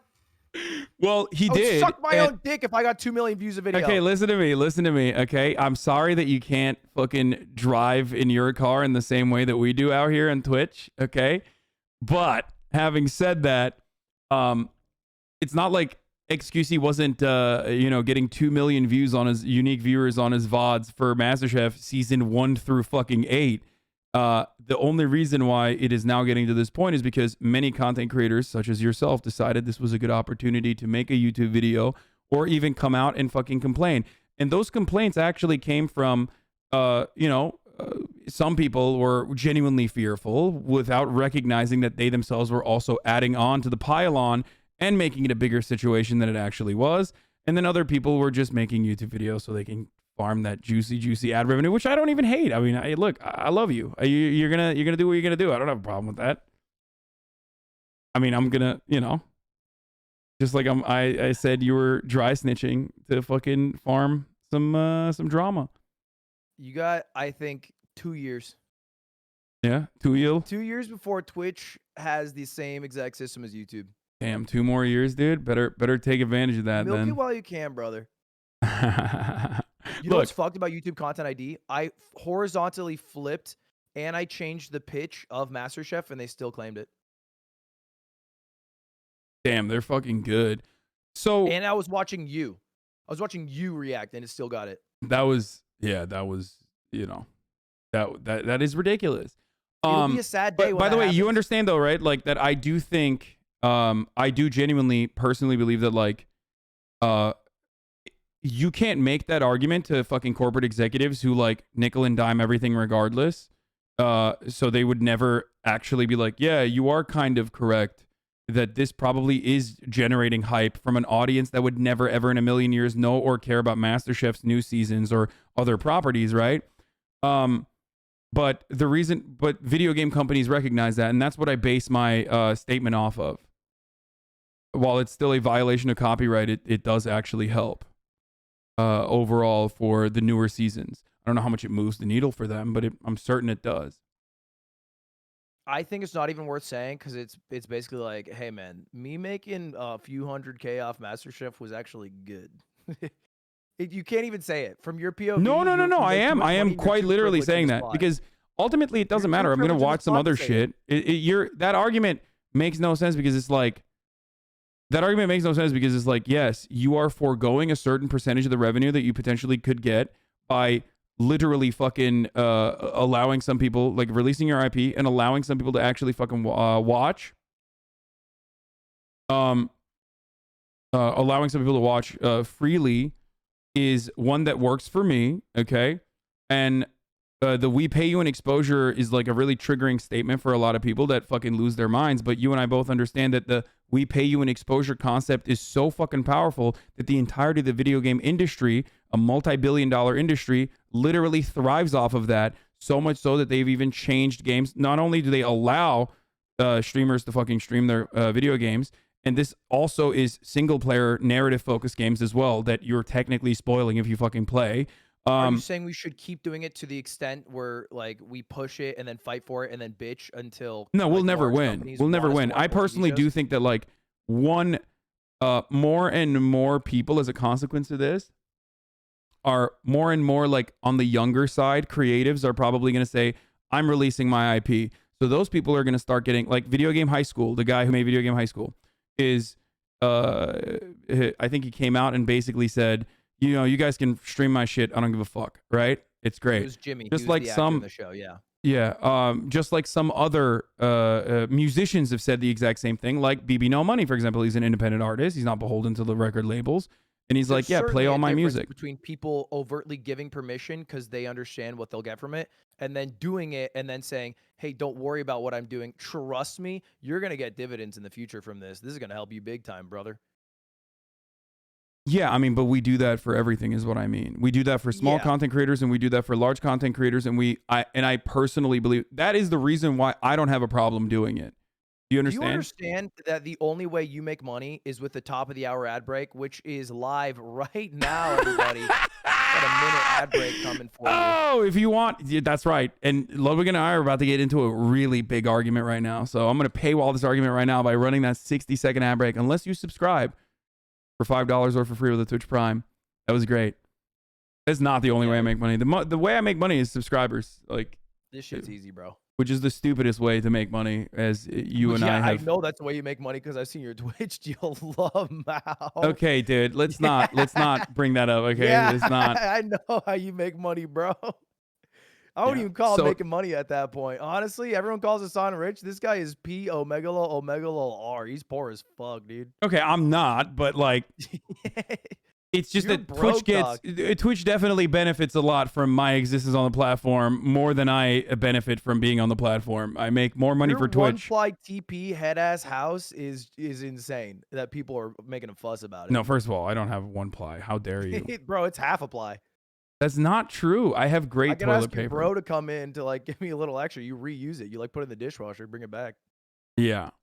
But hold on, let me just run the ad break. I totally forgot. But so look, my point is, I've always done this. Like, the reason why I don't feel bad about it at all is because I have the same mindset for video games as I do for movies. Single player video games is the same concept as a fucking movie. It's like transformative when you're reacting to it in the exact same capacity that you play a video game, right? And they understand the benefits of it because they are, it's a younger, newer industry that like grew alongside Twitch. Whereas the entertainment, the movie industry, on the other hand, does not give a fuck. Does that make sense? Yeah. Like, they just don't care. No, I want Wild West Twitch. That's my favorite Twitch. Yeah, no, for sure. I mean, well, no, because there was certainly like Wild West Twitch to a certain degree was not good either. I mean, there's like, I don't have a problem with like TOS. Someone said XQC got banned. I clicked on it. He's not banned. You liars. I mean, in terms of copyright. Oh, yes. For sure. Not in terms of the social aspects. Yeah. The social aspect is actually pretty good. Like, I don't have a problem with that kind of, terms of service. But there's a couple problems. One, there's no way to monetarily take away money from creators and give it to copyright holders. So instead they just ban you, which is stupid. Like that you broke copyright and you get banned as a result. That seems weird to me. There should be like, ideally they set up a system where if you take copyright, your ad revenue from the day can go to a copyright holder and you don't get banned for it. I think it's a decent future. Yeah, that'll be abused too, just like it is on fucking, just like it's absolutely fucking used and abused on YouTube as well, which will happen. $2 billion wrongly given or taken away from content creators in 2016. What? 3.5 billion you said? Yeah. I think it was 2 billion in 2016. I don't think that the numbers are probably higher today. Most likely. I think like I do think that. Wait, what the fuck? Cutie Cinderella? My side chick says otherwise. Hello? We love the idea of you watching HGTV on Twitch. See? It's already happening. It's happening in your fucking household, Ludwig. Is this real or is this a meme? Am I falling for the meme? No, this is real. This is real and it's hype. And watch HGTV so some companies are fucking recognizing that it's actually smart and brilliant. Great. It was weird because they like reply. She like tweeted. They replied to her tweet 3 different times and then DM'd her the next day. That's awesome. And that's smart. And I do think that like some other media companies will recognize that that's free advertisement that other people literally pay for. And then we'll get to a point where people will actually start paying for Twitch streamers to watch their shows and shit. Okay, chat, I'm being misrepresented because Hasan never watched my video. My entire point was that I'm on board with reacting. I think people are he's lying. Chat, he's lying. And definitely no matter what you do not watch his video. Oh my God. Do not give this dry snitching man what is a dry snitch as opposed to a wet snitch? Dry snitching is like, I mean, the way I'm using it, and maybe I'm wrong, is like when you're like snitching because you genuinely hate that person is one thing. Dry snitching is even worse because you're actually narking from a point of like, you know, concern trolling, but you don't actually give a shit. No, I'm wet snitching. I hate you. Yeah. Okay. Yeah. Okay, dude. Yeah, but yeah, so many people got so mad at me for saying that. Where they're like, there's people who are like, "Oh, you're making $7 million a year watching MasterChef." Like, dude, I've watched 3 seasons. Well, not, I couldn't even finish the 3rd season that I was gonna watch, but. Like, this is not a major component to my stream, and we got a DMCA takedown notice, and it's over. It's done.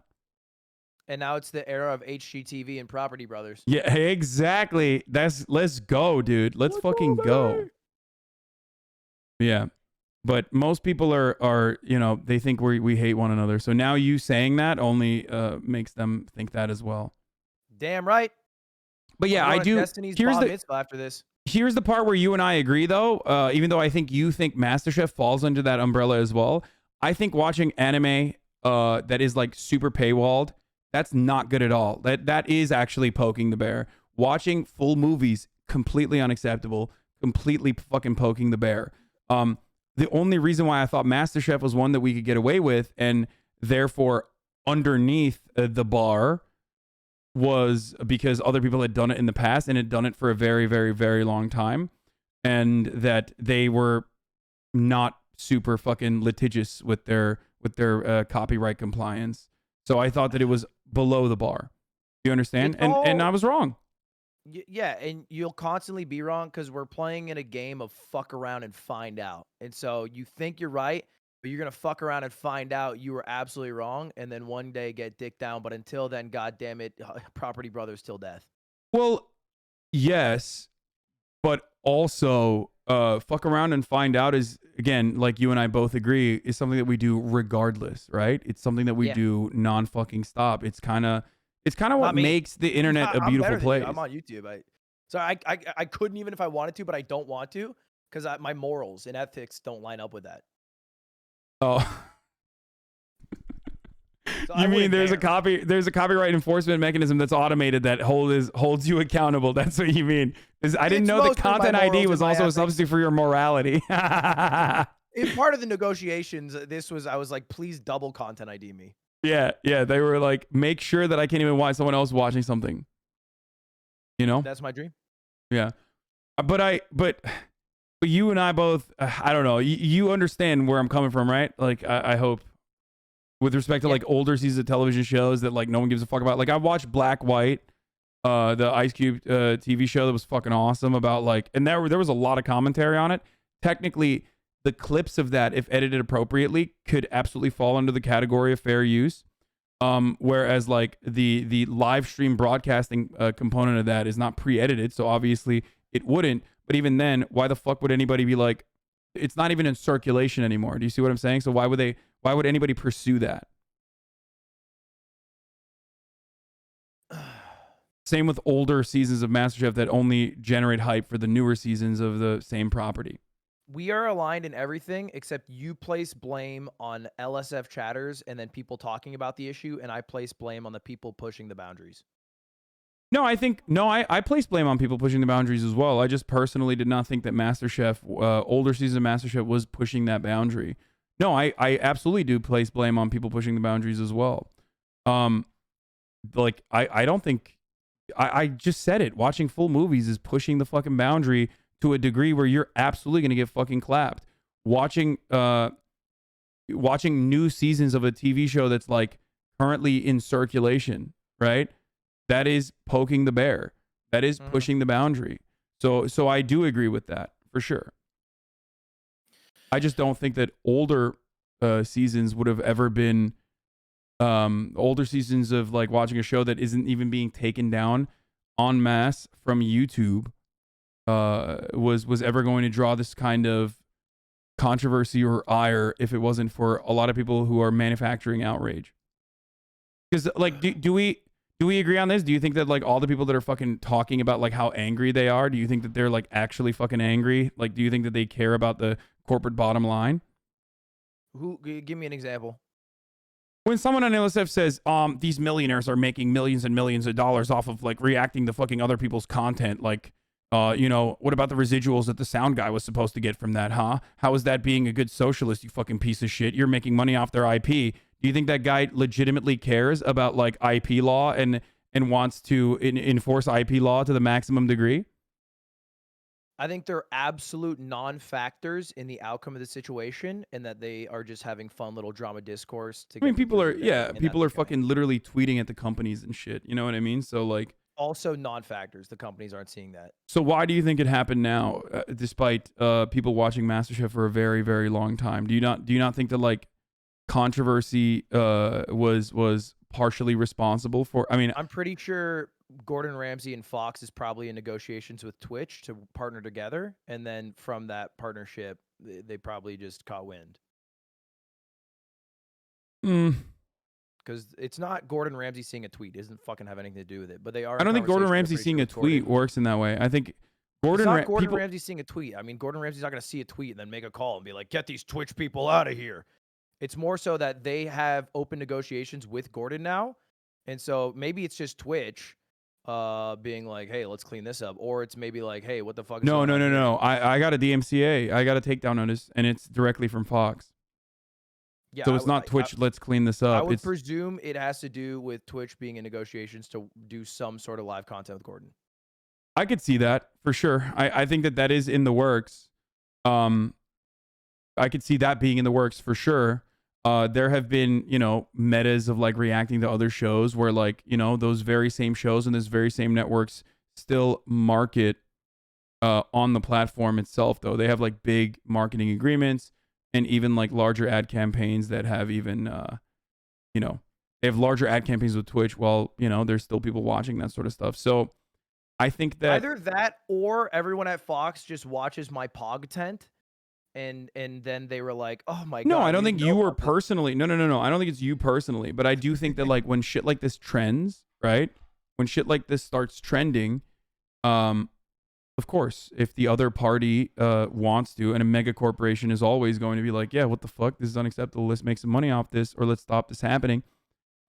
They will use the legal rights that they have. Yeah. So I think that's what I think. I think that it legitimately was, first of all, we both agree they have every right to do that, right? They have every right to the MCA, of course. It's their legal right, okay?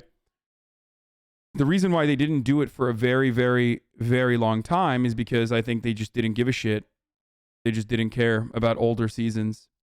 I can't prove this, though, because I can't... I don't know if they... I don't know if they ever actually fucking Gordon Ramsay into the streamer life. Looks like it's time to get Gordon Ramsay into the streamer life at Twitch. Can we make it happen? Hashtag next level chef. Yeah, so the real person responsible is Trisha Birdie, I think. Oh no, for selfishly going on. No, I'm just kidding. I'm kidding. She's great. She's great. That's a joke. She's a phenomenal home chef trying to compete with the best in the world. Yeah, no, I'm obviously kidding. You son of a bitch. I deleted the tweet because he snitched by showing it on stream. Wait, what? Damn, bro. I'm sorry, cutie. Snitch behavior, Hasan. Is this you? And is this the boyfriend girlfriend team retaliating currently because of all the negative, association that everybody has with having you, be known now in perpetuity as the dry snitch wig? Bro, hey man, we're snitches together now, so let's do our car shopping stream sometime in the next. Yeah, next week. We'll get it done. Snitches only. Okay. All right, and yes, everyone on LSF is right. We hate each other. I fucking hate you. Yeah. Also, Tom Scott guaranteed 100% would hate every content piece you make and I make. Oh, Pawn Stars? No. Tom Scott would hate every content piece me and you make. Wait, really? Oh, 100%. I mean, it seems like he's actually pro copyright. Like at first I thought he was like talking about how ridiculous copyright is, and I think he's like it's like impossible not to criticize copyright because of how like fucking over it all encompassing it is. But now in the middle of the video I started to recognize that he was saying like, no, it's actually good. I think he's more so like, this is the universe we live in, and then just breaking copyright isn't a criticism against copyright law. It's just being entitled is probably his perspective. Did you ask him, is it true that you asked him to be on Mogul Money? I asked him to be on Mogul Money, and he replied, you know, hey, man, looks great, but just so you know, this is 100% not okay and could get taken down at any moment. Is that why he refused to come on it? No, it was because he couldn't go to America because COVID. Well, like that was, I mean, probably. Good. We got to keep the British out of here, honestly. Yeah, and then I replied and I said, it was the wrong email, idiot. I didn't even want you to come. Okay. All right. Well, thanks for coming on, Lud. All right, man. Have a great rest of your stream. Not shithead. Bye. That was Ludwig. You can't really find him on Twitch anymore because he's in a different car. Trisha Birdie said, oops, I'm sorry, dude. Wait, what? No, I don't care. That's crazy. Everybody's being crazy, okay? This is not a big deal. This is a completely normal and understandable part of this process that every Twitch streamer, especially ones that like stream as much as I do, is always going to have to deal with. Okay? It's always going to happen. Tom Scott is an anti-capitalist? Is he or is he not? Don't worry, I'm going to start restreaming his stream on Twitch on a burner, see how he likes that copyright.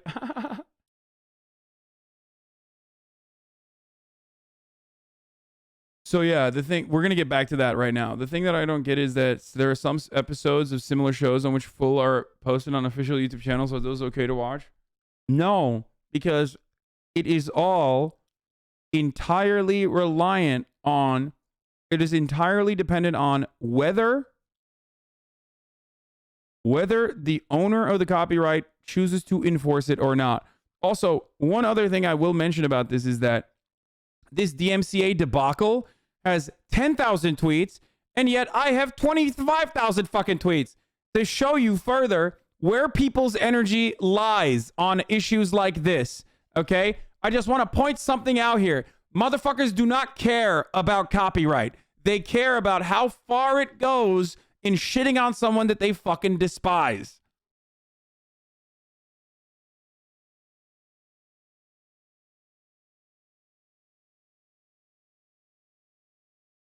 Okay?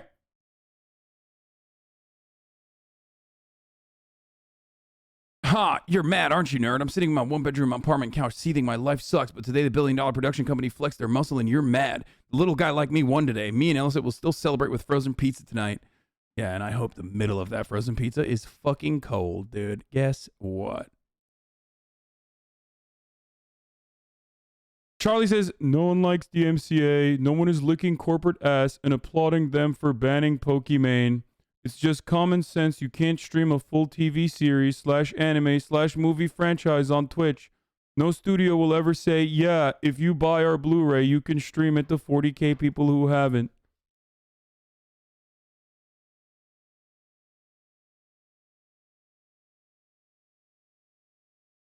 It's fucking common sense.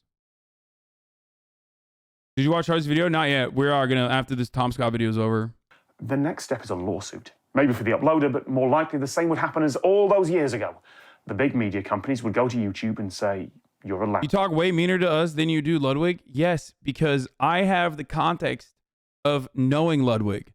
Sometimes when there are chatters who I've known for a very long time and they say something, I also recognize it because I'm a human being.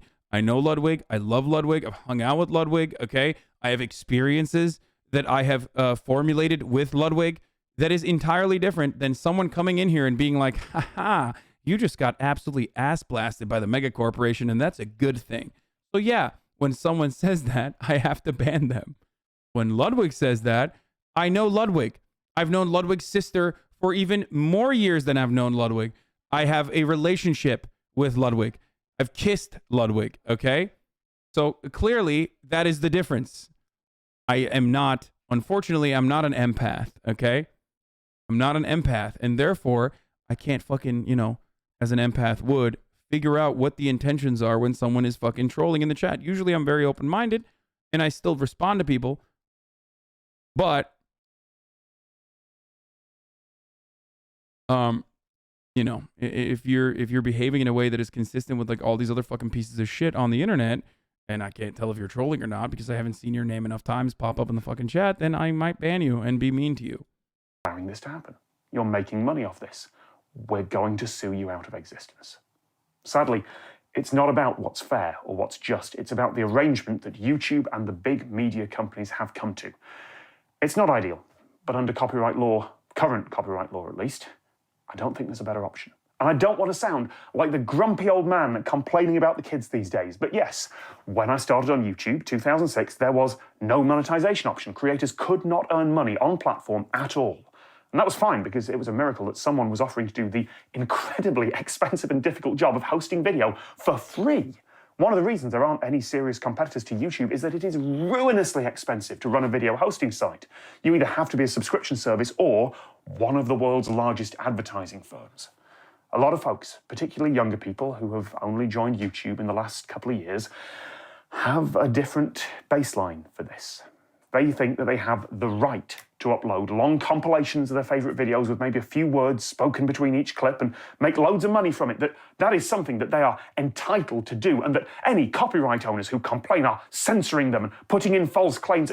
Yeah, okay, yes, I am the grumpy old man complaining about the kids, but under the current copyright system, those kids are legally in the wrong. Maybe not morally, that's a different question, but legally, they are. Yes, but they're not morally in the wrong, so who cares is my take usually in this sort of circumstance.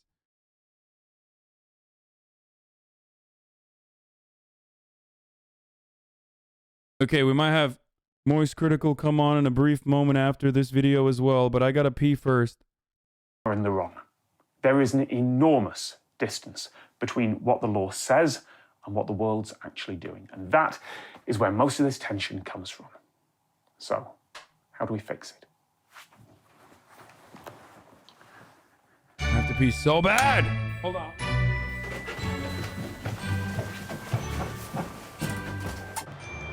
We need three things. We need to update copyright law. We need a good small claims court for copyright, and we need to shorten how long copyright lasts. So first, updating the law. This is a big goal, but the entirety of international copyright law needs to be rewritten to reflect what's fair in today's world. Everyone will have a different opinion of what that is. I'm actually fairly conservative on it. I'm not convinced that we should massively widen the definition of fair use, because every bit of freedom you give to individual creators also makes it easier for big companies to rip them off. But I'm not going to say where the line should be drawn. It is a job for consultation and conversation where everyone is at the table, not just the big publishers.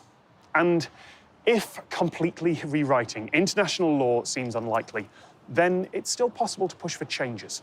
In 1990, one article by one judge swayed opinion among the US legal community and helped change the most important factor of fair use from whether it was commercial to whether it was transformative. It is entirely possible that new publications like that could help improve things. The judge's conclusion in that article also makes an excellent point. There should not be a clear and unambiguous definition of fair use, what he calls a bright line standard, unless we have a good standard. And we don't have one. The border of fair use has to be messy, because people and creativity are messy. True. Sorry.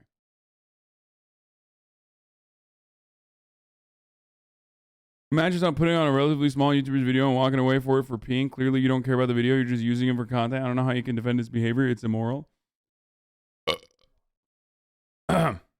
So if fair use is going to be messy, and if it... Look, I care more about the content that you're watching more than anything else, okay? I care more about that than monetization strategies. I care more about that than fucking making money. I care more about that than anything else. If that wasn't the case, Ludwig wouldn't be making fun of me when he saw my fucking contract that I have with Twitch.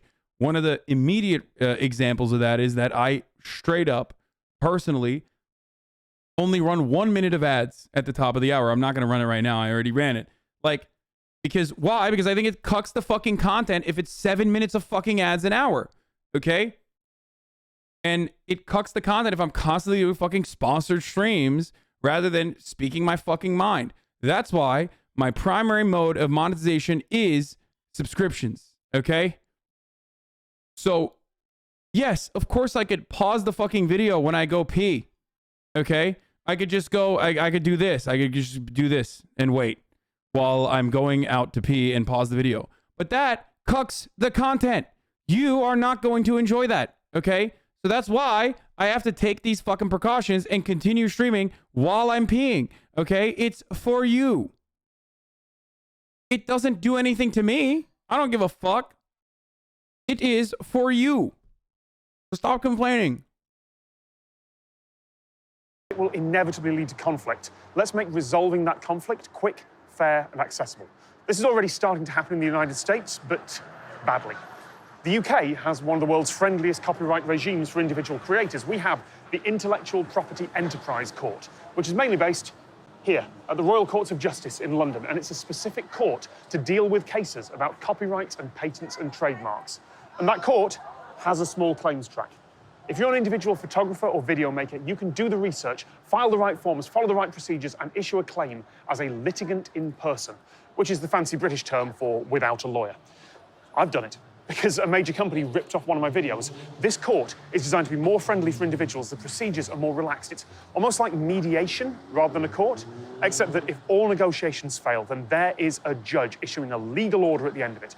It is stressful. It is hard work. You need to get all the details right. You should probably get a lawyer if you're going to do it. But if your job is basically reading hundreds of pages of nerdy detail and summarizing it into something the world can understand, then yeah, it can be done. It is really nerve-wracking. Like most of the people who walk into the admin building of one of the biggest courts in the country without a lawyer to try and file a claim, they don't have the best grip on reality, but all of them think they do. And there I was, walking in, no lawyer, thinking I had a case, thinking I had a grip on reality. Statistically, the odds weren't in my favor, but I filed successfully.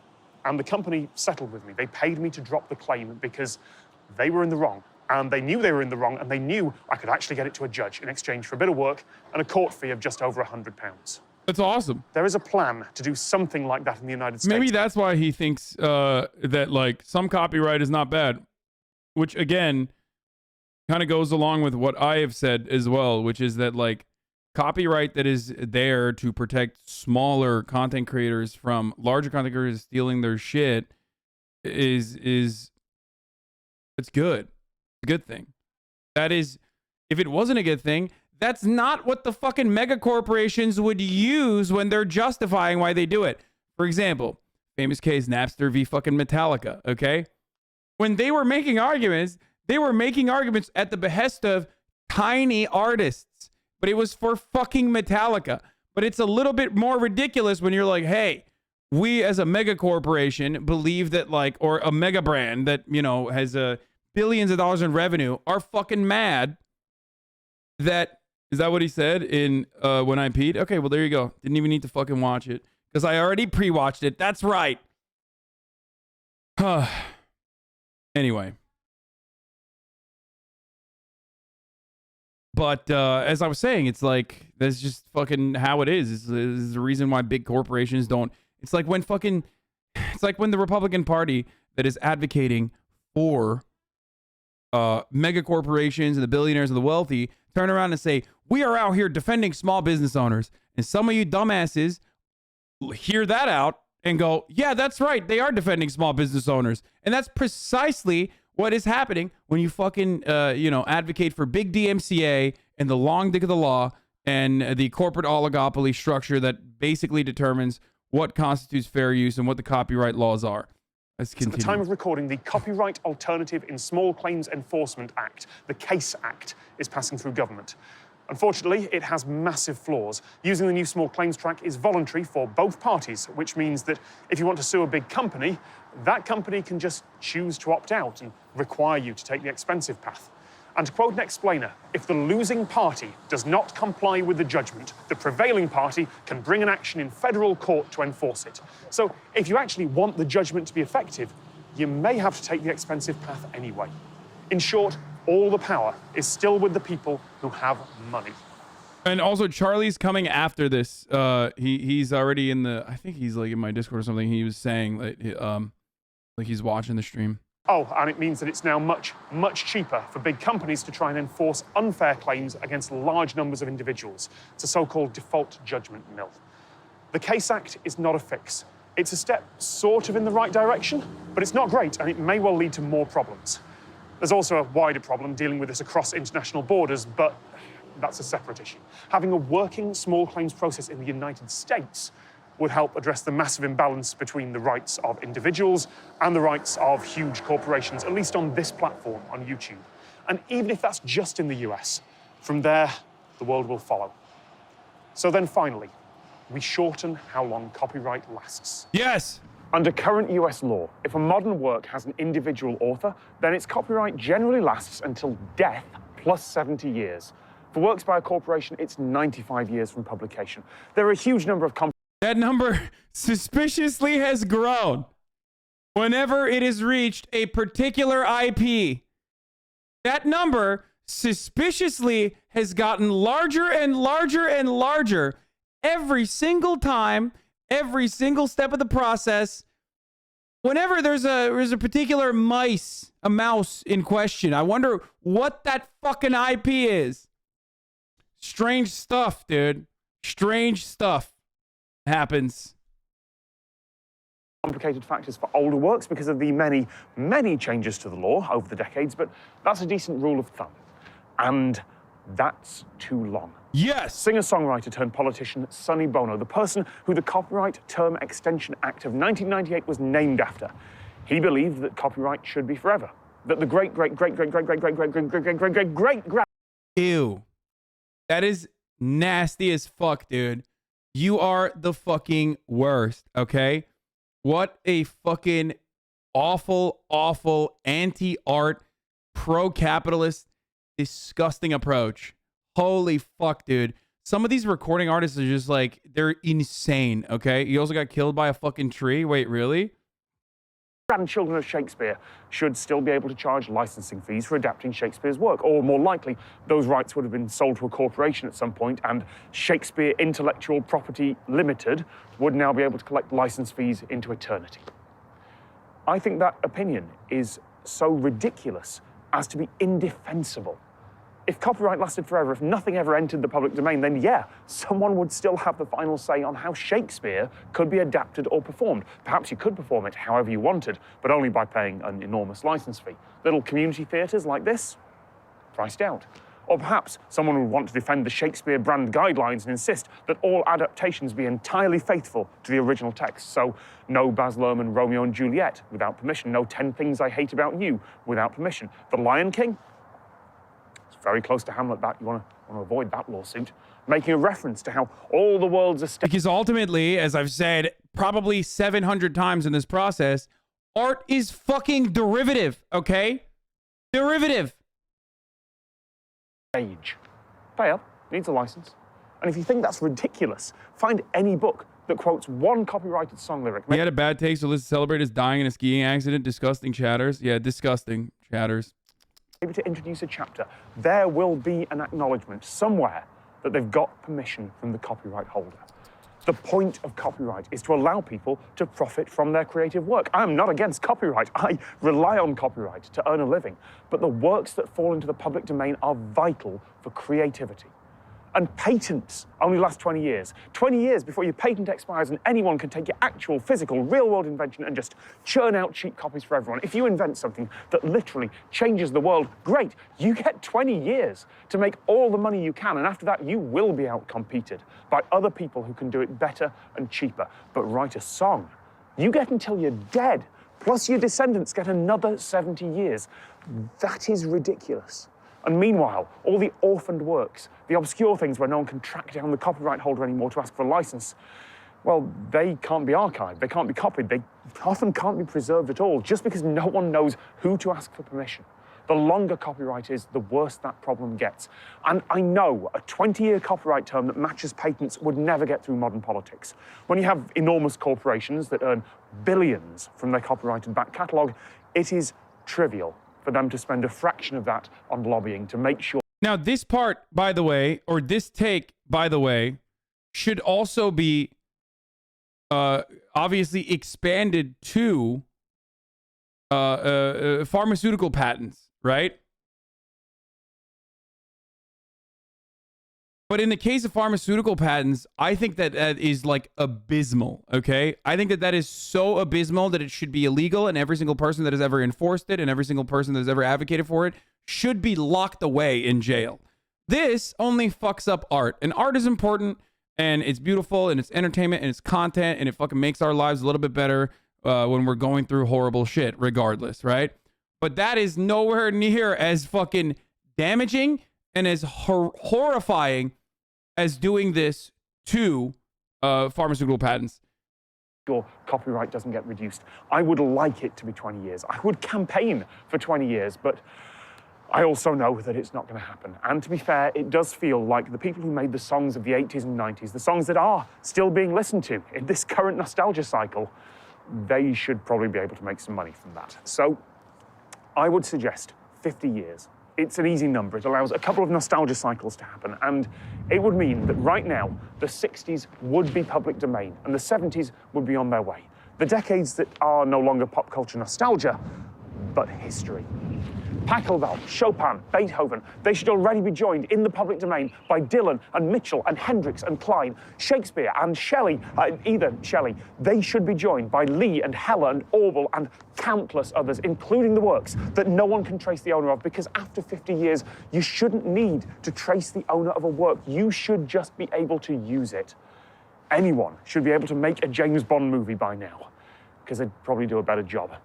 Yes, the people who have already made ludicrous amounts of money would not. Oh, the other thing I want to say to the pro cappies, because there's a lot of fucking cappies in here, right? Like, there's a lot of trolls. There's a lot of people who are like, I love capitalism. I will literally suck a factory's cock if I could find it, right? Like, oh my God, managers are the real heroes, yada, yada. It is fundamentally just against free enterprise to engage in this sort of rent-seeking behavior. So there's that too. It like doesn't even make sense from an ANCAP perspective to have these sorts of fucking patents. Because like, yeah, compete, motherfucker. Compete against other places that are actually fucking, I don't know, producing better content then. Compete against them. What do you mean IP? What the fuck is that? So you are not even beholden to your own worldview and your own values that you fucking believe in, supposedly. How do you counter someone that says it motivates companies to do more research? It doesn't. That's how you counter it. When you look at novel chemical compounds and their creation, the by and large majority, or not majority, but the per capita novel chemical compounds still come from publicly funded research rather than private research. Most of that still relies exclusively on publicly funded research, and there should be no profit incentive or profit motive anywhere near that, because people are not psychotic, vulturous monsters who are like, I'm going to invent something specifically so I can make money. Some people simply want either the props or because they want to fucking save human beings. Okay? So, delusional take. I don't know if he's saying that to me or not, but that is the unfortunate reality for you, chatter, if you do legitimately believe that the only reason why people fucking make medicine or invent shit is because they want to make money off of it, and a lot of money off of it. I mean, the greatest example of this is insulin, chatters. I don't know if you know this, but the inventor of insulin sold it for $1 because he did not think that the patent should ever be sold for profit. And yet, here we are in the United States of America paying out the ass for insulin if you have diabetes.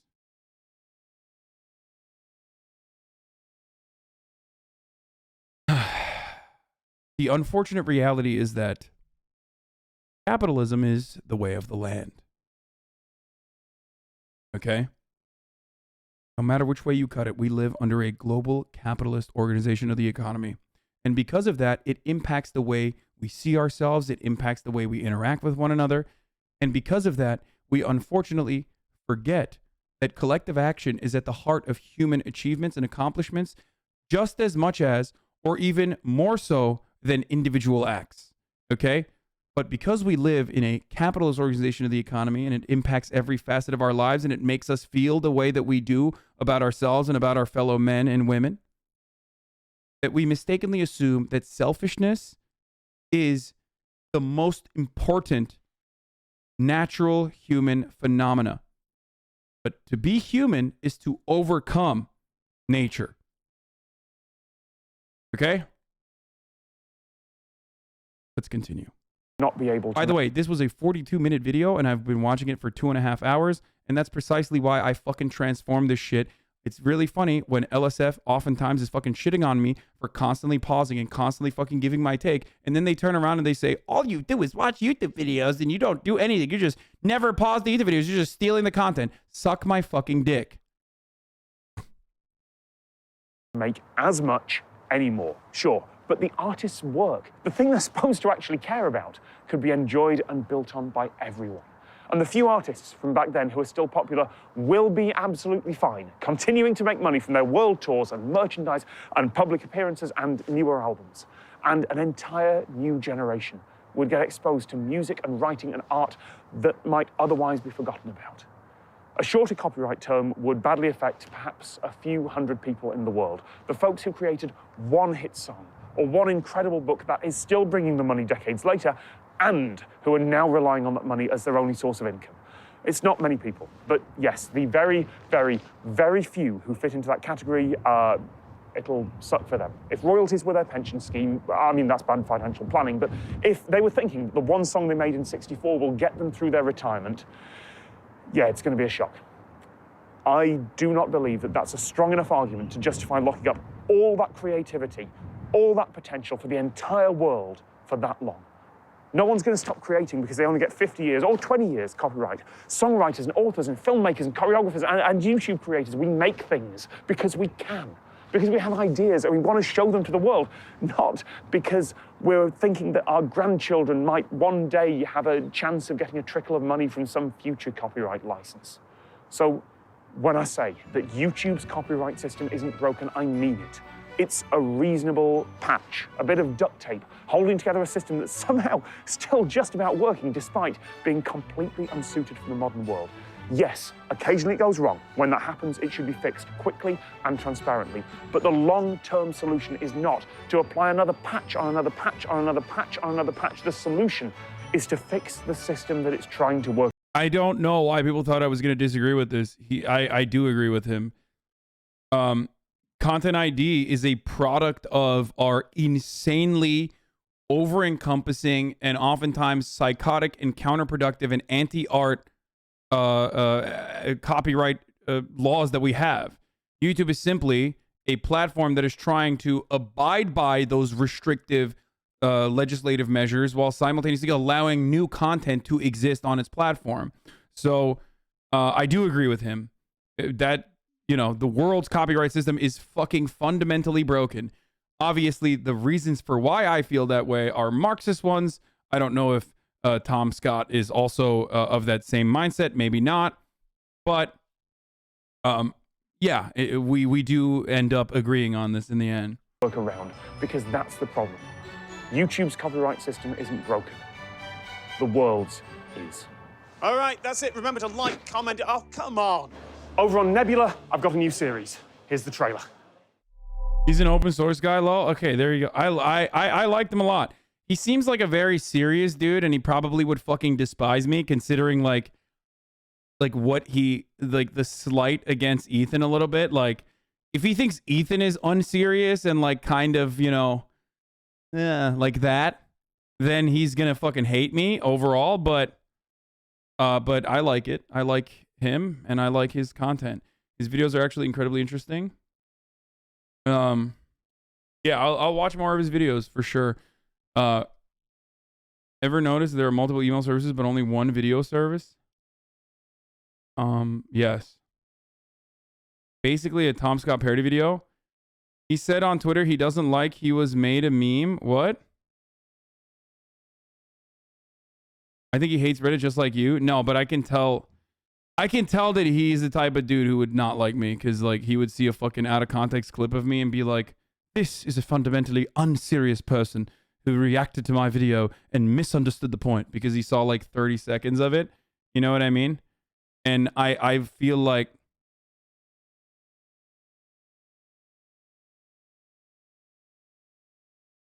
Tom Scott got mad they made this parody video of him. Oh, so I am right. Right here, in the middle of nowhere in Russia, doesn't look that useful. Because it's not. Nobody, not me, not locals, not tourists, cares about this field. Anybody? He got mad? No way, dude. There's no way.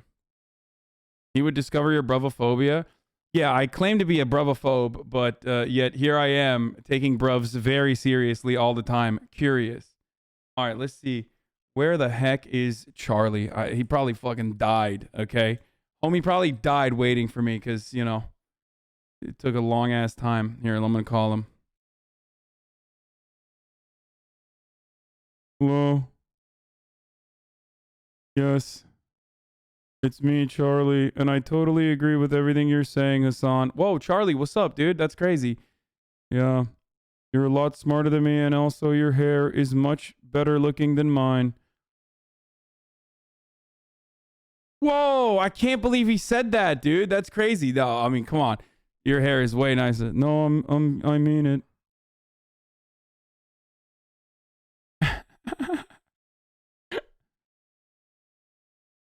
He's lost it. I've lost my dang mind, dude. Yo.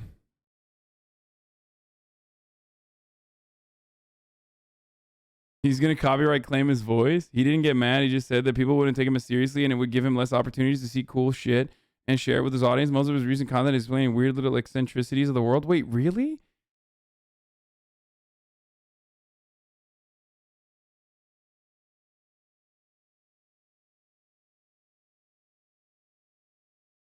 He's a creator of infamous 2 drums and cymbal fall of a clip, please. What? And to be fair, whilst it's definitely absolutely possible Tom Scott might not like you, he absolutely would do his due diligence and not judge you on a 30-second clip. So basically you're saying that Tom Scott would not like me after doing his due diligence. He defended gender-neutral pronouns in 2013. Oh, dude, I love this man. It's been 5 hours and you're